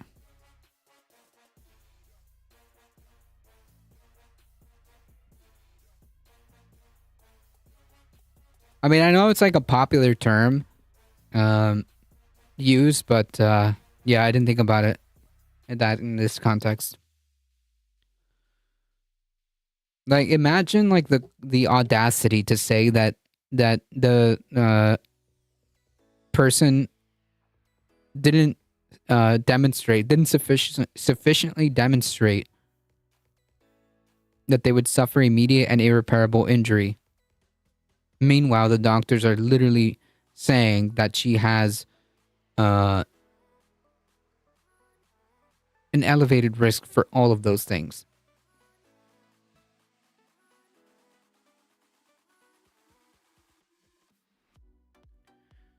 Quote, the only party that's going to suffer an immediate and irreparable harm if the judge grants this request is the state. Well, go F yourself. How about that one? Stone pushed in instead for an evidentiary hearing, saying that an emergency order would lead the couple to get an abortion that can't be undone before the court could fully consider the evidence. Fully consider the evidence. The doctor is saying that this is what needs to be done. End of story.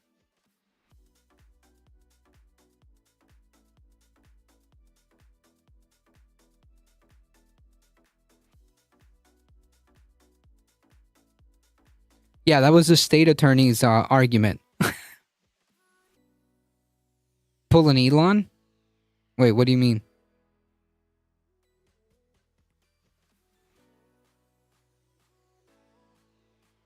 In a statement Thursday afternoon, Texas Attorney General Ken Paxton said that the judge's order will not insulate hospitals, doctors, or anyone else from civil and criminal liability for violating Texas abortion law. This includes first-degree felony prosecutions. It also does not prohibit private citizens or a district or county attorney from enforcing Texas pre-abortion laws against Cox's doctor or anyone else. Paxton argued, adding that the judge's order will expire long before the statute of limitations for violating Texas abortion law expires.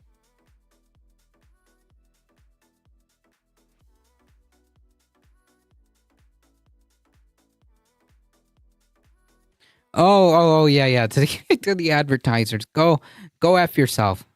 Exactly why we can't have people getting between us and our doctors. Exactly. Denying this woman's case is also tantamount to saying you don't deserve any more kids and there's a good chance that you're about to die too. Sorry. Exactly, because at the end of the day, they don't care.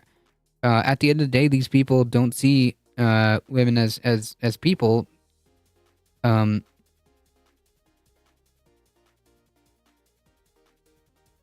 And this is the result.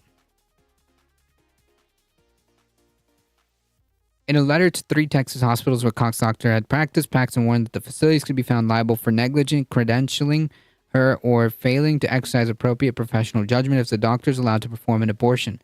The hospitals did not immediately respond to requests for comment about the letter. Like, yeah, at this point, like, just tell these people to go after themselves, because, like, what? Come on, man, are you serious right now?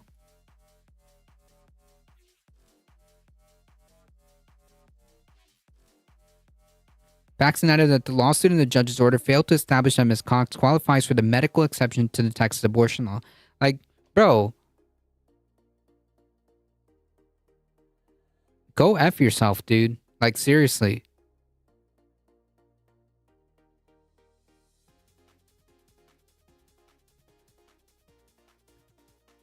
Mark Heron, a senior counsel at the Center for Reproductive Rights, like, this is abhorrent to even think this, said in a statement to NBC News that fear-mongering has been Ken Paxton's main tactic in enforcing these abortion bans, and Ken Paxton is misrepresenting the court's order. In an earlier news conference, Duane said her team was relieved by the ruling and that every day of this ordeal has been agonizing for Cox. I want to emphasize how unforgivable it is that Kate had to beg for health care in court. No one should have to do this. That is the reality is that 99% of people cannot. Duane also called that the state's argument callous in the extreme. They want Kate to suffer, to put her health at risk, and to give birth to a stillborn baby, or forced to watch her child suffer for the few short moments of her life. That decision that only a family should be able to make on their own. Yeah, like, that's it. Period. Full stop. The only people that need to be involved in this decision is the person and the doctor who is giving advice to said person based on their medical expertise. That's it. That's the only people involved in this decision.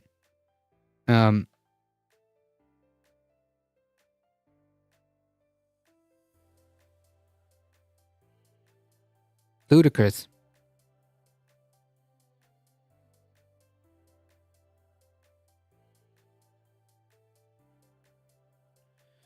Trisomy 18 is a severe genetic condition. Occurs when a fetus has an extra copy of the chromosome 18, and the anomaly is random, occurring in 1 out of 2,500 pregnancies. According to Cleveland Clinic, at least 95% of fetuses with the condition do not survive the full term, meaning pregnancies end in miscarriage or babies are stillborn. Infants born with trisomy 18 have many birth defects, which can cause life-threatening consequences. Almost 40% don't survive labor, and less than 10% live past their first year. Since the Supreme Court's decision to overturn Roe v. Wade, more than a dozen states have banned abortion or no longer have facilities where women can receive the procedure. Another lawsuit in Texas, the Center for Reproductive Rights sued on behalf of 2 OBGYNs and 20 women who were denied abortions while experiencing severe and dangerous pregnancy complications, according to the center. That case seeks to clarify which situations qualify for medical exceptions under the Texas abortion law. The state Supreme Court had heard arguments last week after a lower court issued a ruling in the plaintiff's favor that blocked the Texas ban from applying in situations like theirs. Although abortion restrictions have kicked off a wave of legal challenges across the country, Cox's case is the first of its kind. Very few pregnant women have sought emergency court orders to receive an abortion. Duane said after the hearing that for many people, traveling out of state for an abortion, especially during a medical emergency, isn't an option. Kate wants to be able to receive health care in her own community in a place that she feels comfortable. She's a lifelong Texan, and her whole family lives here.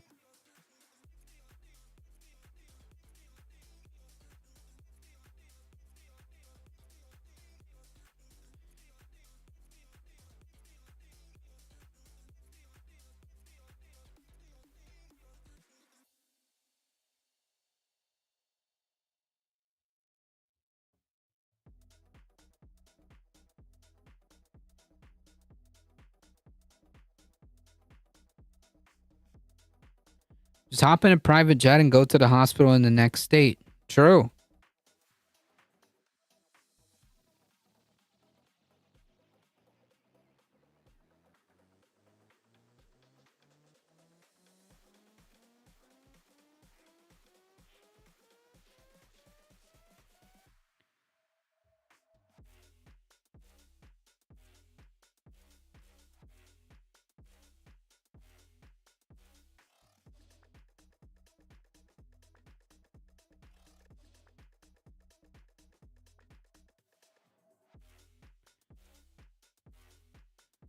Off topic, David Pakman says Fox Town Hall focus group exposed as completely staged. I mean, wouldn't surprise me, right? Way off topic, just read an article that claimed Reverend Al Sharpton endorsed Nikki Haley for president with caveats. By the way, John Oliver had an excellent segment on organ donation. Yes, if you go to the Discord, there is a link to that. I do love MAGA and Trump bad news. 6 fake electors for Trump are indicted in Nevada. A Nevada grand jury on yesterday indicted 6 individuals who submitted documents falsely attesting that they were the state's official presidential electors and that Donald Trump won Nevada in the 2020 election. The so-called fake electors have now faced criminal charges in 3 swing states, Nevada, Michigan, and Georgia. A legal settlement was also announced on Wednesday regarding the fake electors in Wisconsin. The Nevada Republican chair is among those being charged in the state. Like, again, this is like a top-to-bottom thing with, like, the Republican Party, right? Because this just didn't happen because of Trump, right? Trump and his legal team didn't just make this happen. This had to be coordinated with the Republican Party at the local and state level.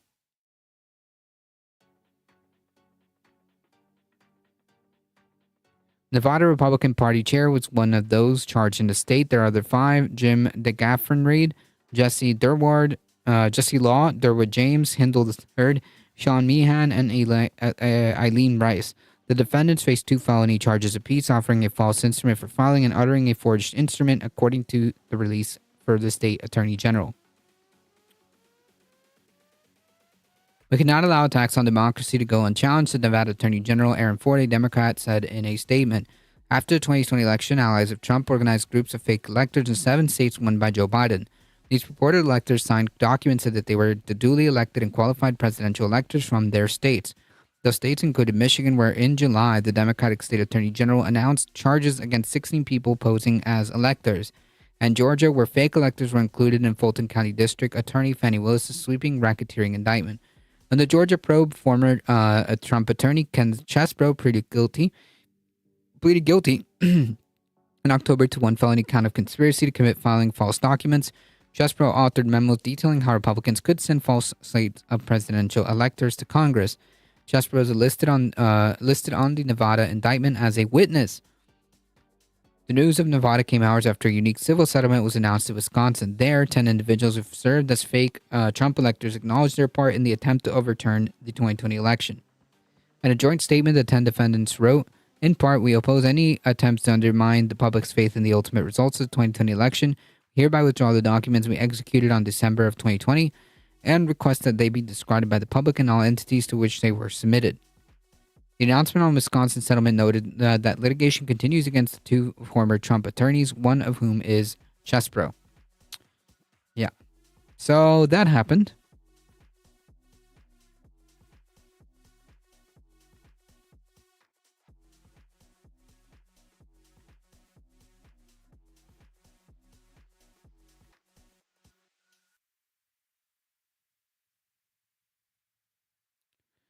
Targeting costly meds, Biden asserts authority to seize certain drug patents. Oh, so we can do stuff about this.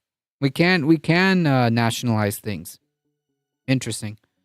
The Biden administration has determined that it does have the authority to seize the patents of certain high-priced medicines, a move that could open the door to a more aggressive federal campaign to slash drug prices. The determination, which was described by 3 people familiar with the matter, represents a culmination of the nearly 9-month review of the government's so-called March In rights. Progressives have long insisted that those rights empower the administration to break the patents of pricey drugs that were developed with public funds in an effort to create more competition and lower prices. I mean, yeah, if they were funded by public money, then yeah, totally. The administration will not endorse the widespread use of March In rights and is not expected to take action against any individual medicines, said the people familiar with the matter were granted anonymity to discuss the internal decision-making.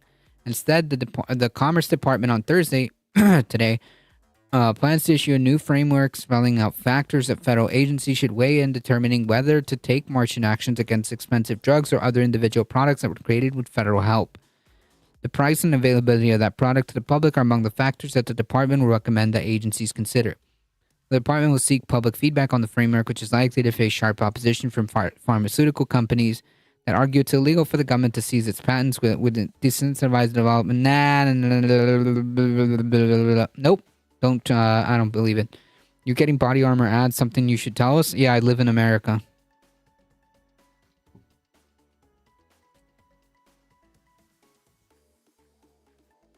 I live in America.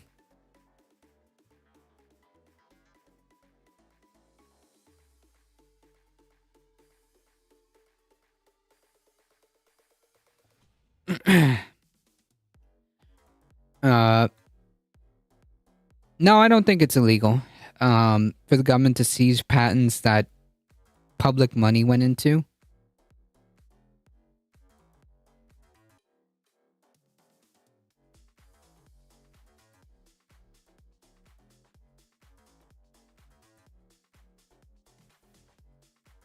Carpet packs.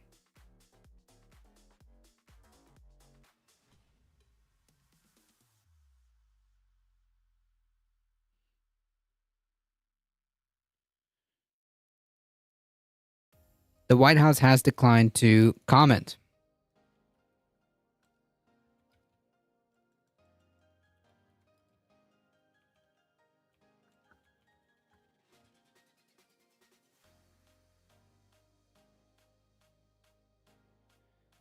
Yeah, I mean, like, honestly, like, this isn't even, like, the worst, ads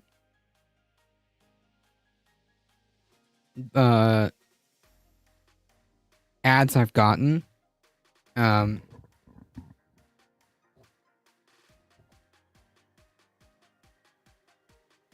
Governments shouldn't be selling patents to begin with, just open source them. Yeah, I mean, I agree, but, yeah.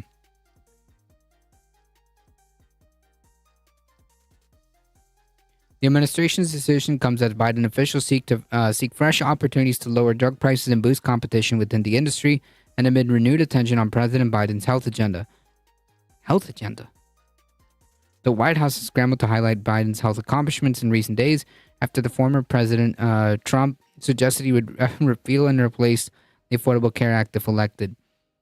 Biden officials now plan to make a fresh push to put healthcare at the center of Biden's re-election platform. Oh, so he's gonna propose a universal healthcare system. No. Rolling out proposals in the coming days that would expand on Democrats' passage of laws capping insulin prices for Medicare recipients and allowing Medicare to negotiate prices of certain drugs. Biden has also portrayed himself as a chief antagonist of the pharmaceutical industry, casting his drug price policies as central to his administration's battle against Big Pharma. But that one. The Commerce Department and Department of Health and Human Services were already expected to issue their determination on the government's marching authority in the coming weeks, the people familiar with the matter said, but the announcement was accelerated in the wake of Trump's comments, and the officials are expected to cite it as evidence that Biden continues to search for new ways to lower prices.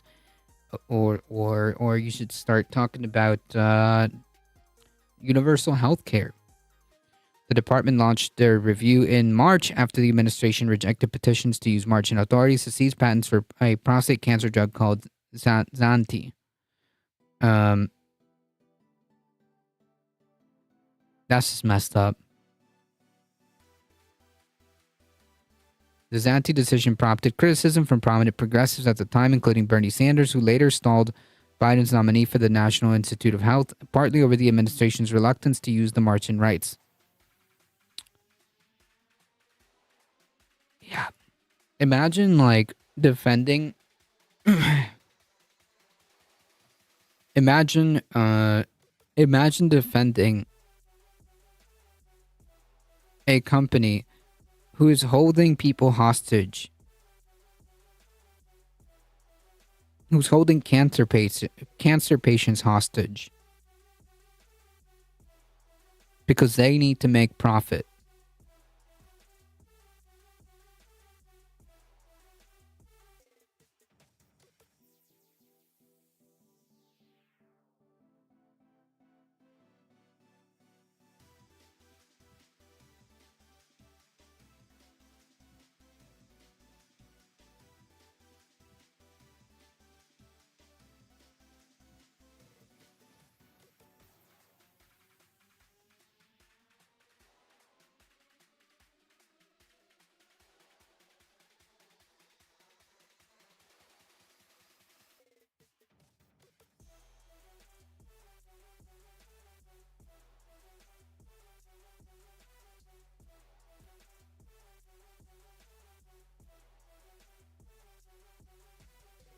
Including in his agenda were several key health proposals as funding for new COVID vaccines, variant tracking, addressing the fentanyl crisis, lowering insulin costs,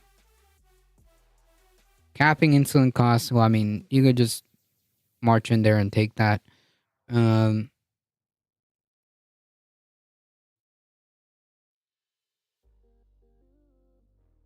Funding for COVID vaccines, which should be open source.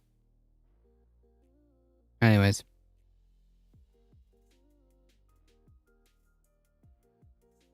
Mine. That's right. Finally stopped bleeding. I accidentally poked myself with a fork. Jeez, do be careful. We're supposed to eat the rich. No, I don't think Conscious Canuck is on the menu.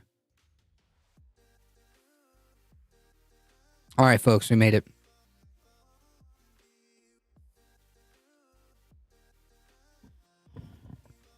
That was a pretty smooth ride, okay? That was a pretty smooth ride. If I do say so myself. Folks, if you enjoyed the content, don't forget to hit the follow button. It really does help us out. Before we go, there's a couple of things. Shout out to Carpet Packs and shout out to Alyosher. Also, folks, if you want to support the channel, don't forget to hit the follow button. It really does help us out. Join us on the Discord. If you haven't done so already, join us all there on the Discord. You get to keep up with the channel, and at the end of this month, we will have a holiday-themed movie night. Look at that. Smooth ride like a Tesla. No, that would be a disaster. If this stream went as smooth as a ride on a Tesla. Have you seen... Hold on. Wait. Wait.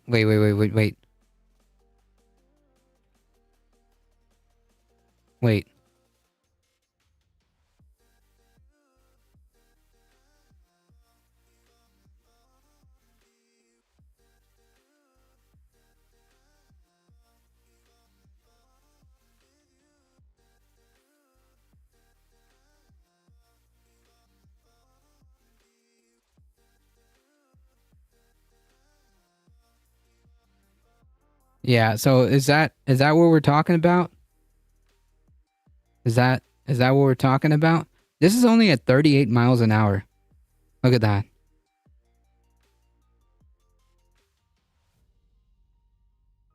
Look at this peak of automotive ingenuity over here.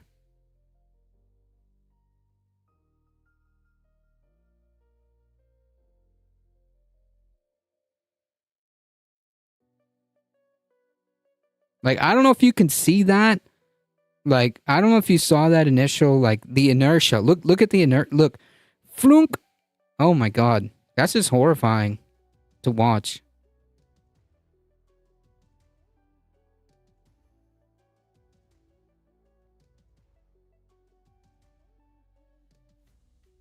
Looks good to me. I mean, I guess if death is like on the table, yeah, I guess. Look like a normal crash test? No, there's no crumpling in any of this. Not like how normal cars crumple and absorb a lot of the energy. Like, no, this I don't know. To me, I wouldn't want to be caught in any of these in a Tesla.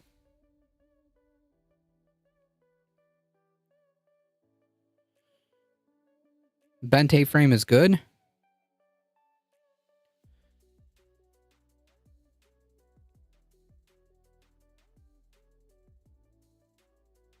Yes, by design.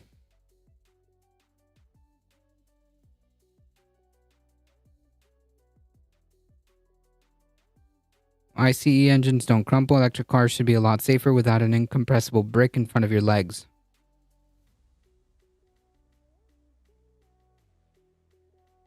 Theoretically.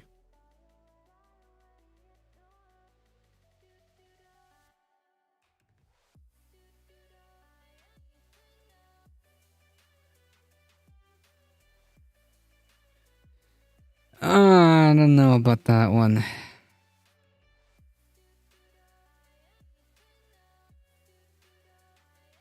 The front crumpled as it should. No side penetration is a good thing. Why is the Tesla the only one hitting a flat wall? What do you mean?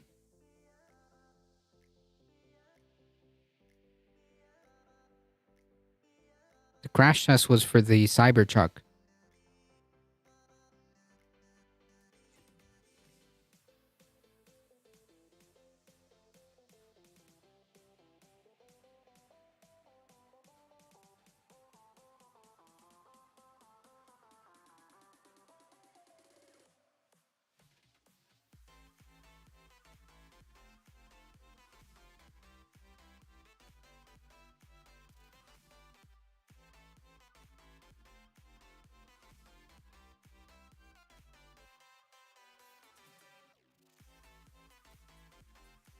I don't know if Cybertruck, if I could afford it. Nah, I'm good. You couldn't pay me to own one of these.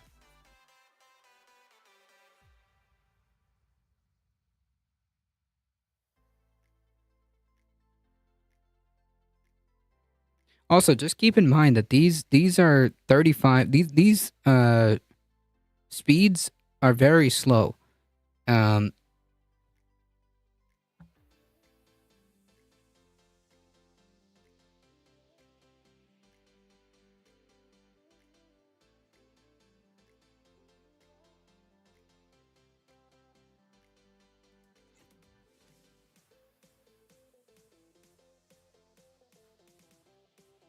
You're not 6'5" either, true. The other car was compared to, different video? Oh, it's not being compared to anything. It's just being tested.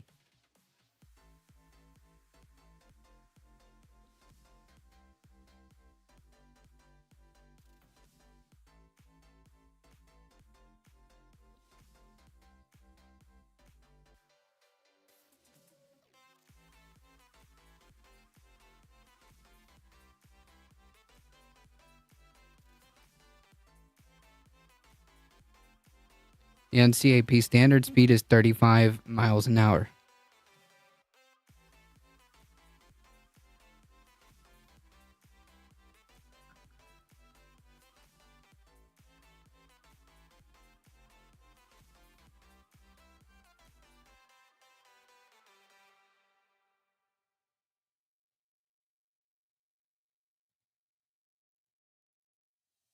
They're 4 standard tests, but most other cars have greater damage.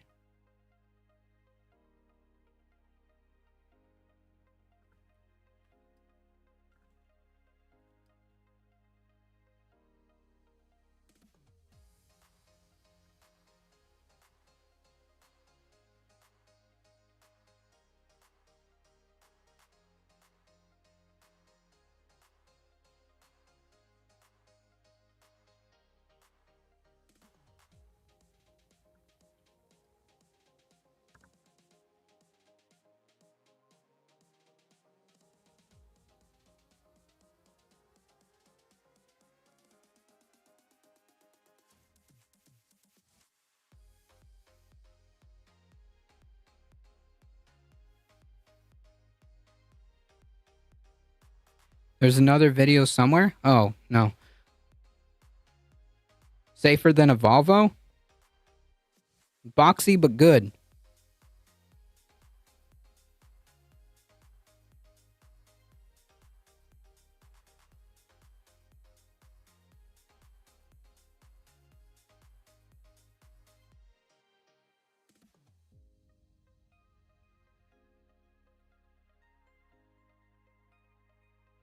Model 3 and Y have similar results since they moved to using Gigastart. Gigacastings. And parts probably expensive. No, well, yeah, the Cybertruck is expensive.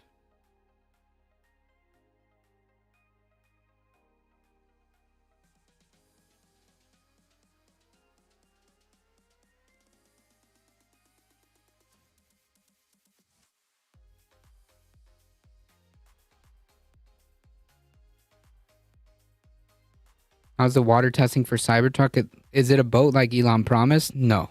I seriously doubt that this is... what did he say? something to the effect of oh, you can traverse oceans. I believe is paraphrasing his quote. Temporarily.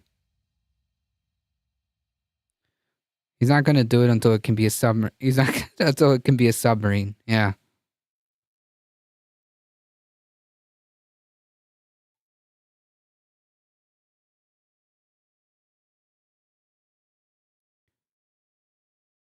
Yeah, I'm gonna go out on a limb and say that this is the you should not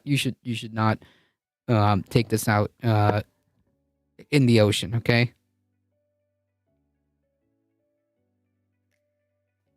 Anyways, I don't know. Yeah, I could have just driven in to get those trapped cave kids. I don't know. Maybe although the battery and electrical buses are likely waterproof. I certainly would hope so.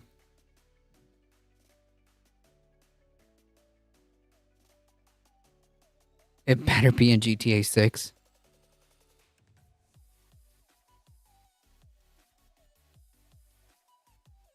I don't know. Personally, I feel a little... I feel a little sketch, but hey.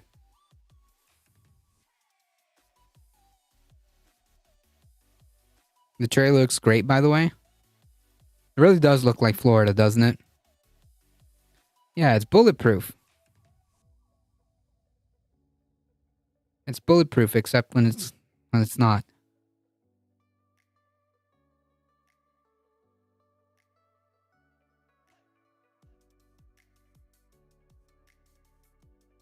Anyways, yeah, that's about as smooth as how this stream went. Okay. Point being is, I don't know. I don't feel comfortable. Good for America. Only the Beast model is truly bulletproof. The Beast model.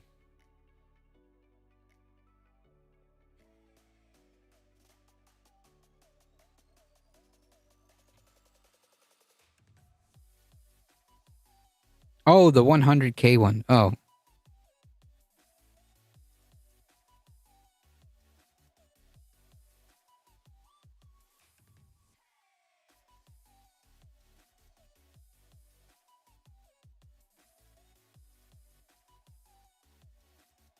All right, folks. I got to get out of here. I am hungry.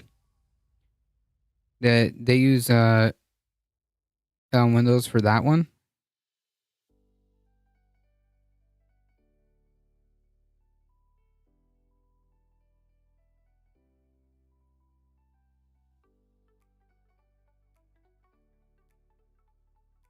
Have a good night. You have a good night. Thank you for stopping by. I appreciate it.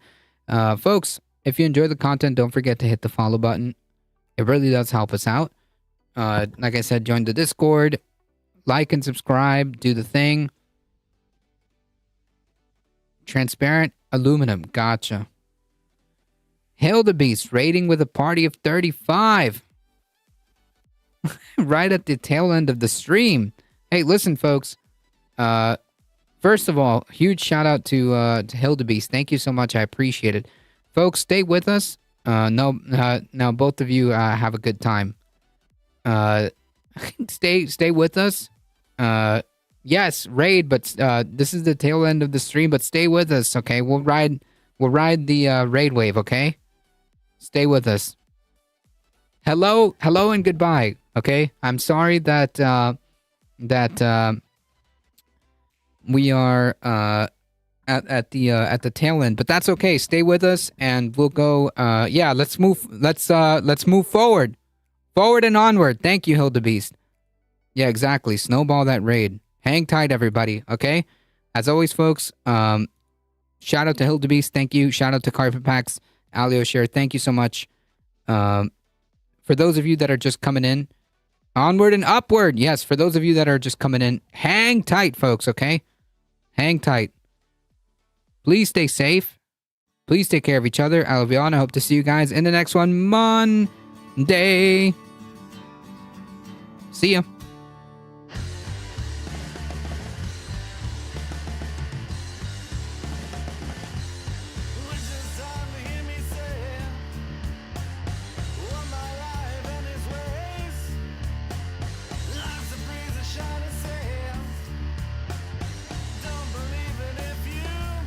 Hang tight, folks.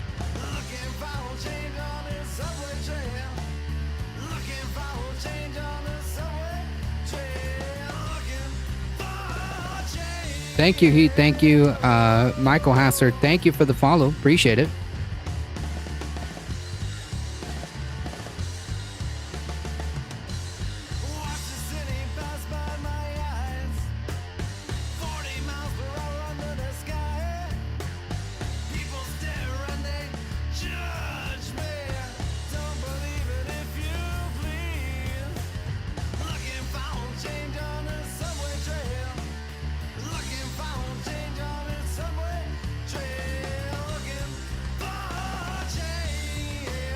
All right, folks, we did it. We found out. We found where we're going.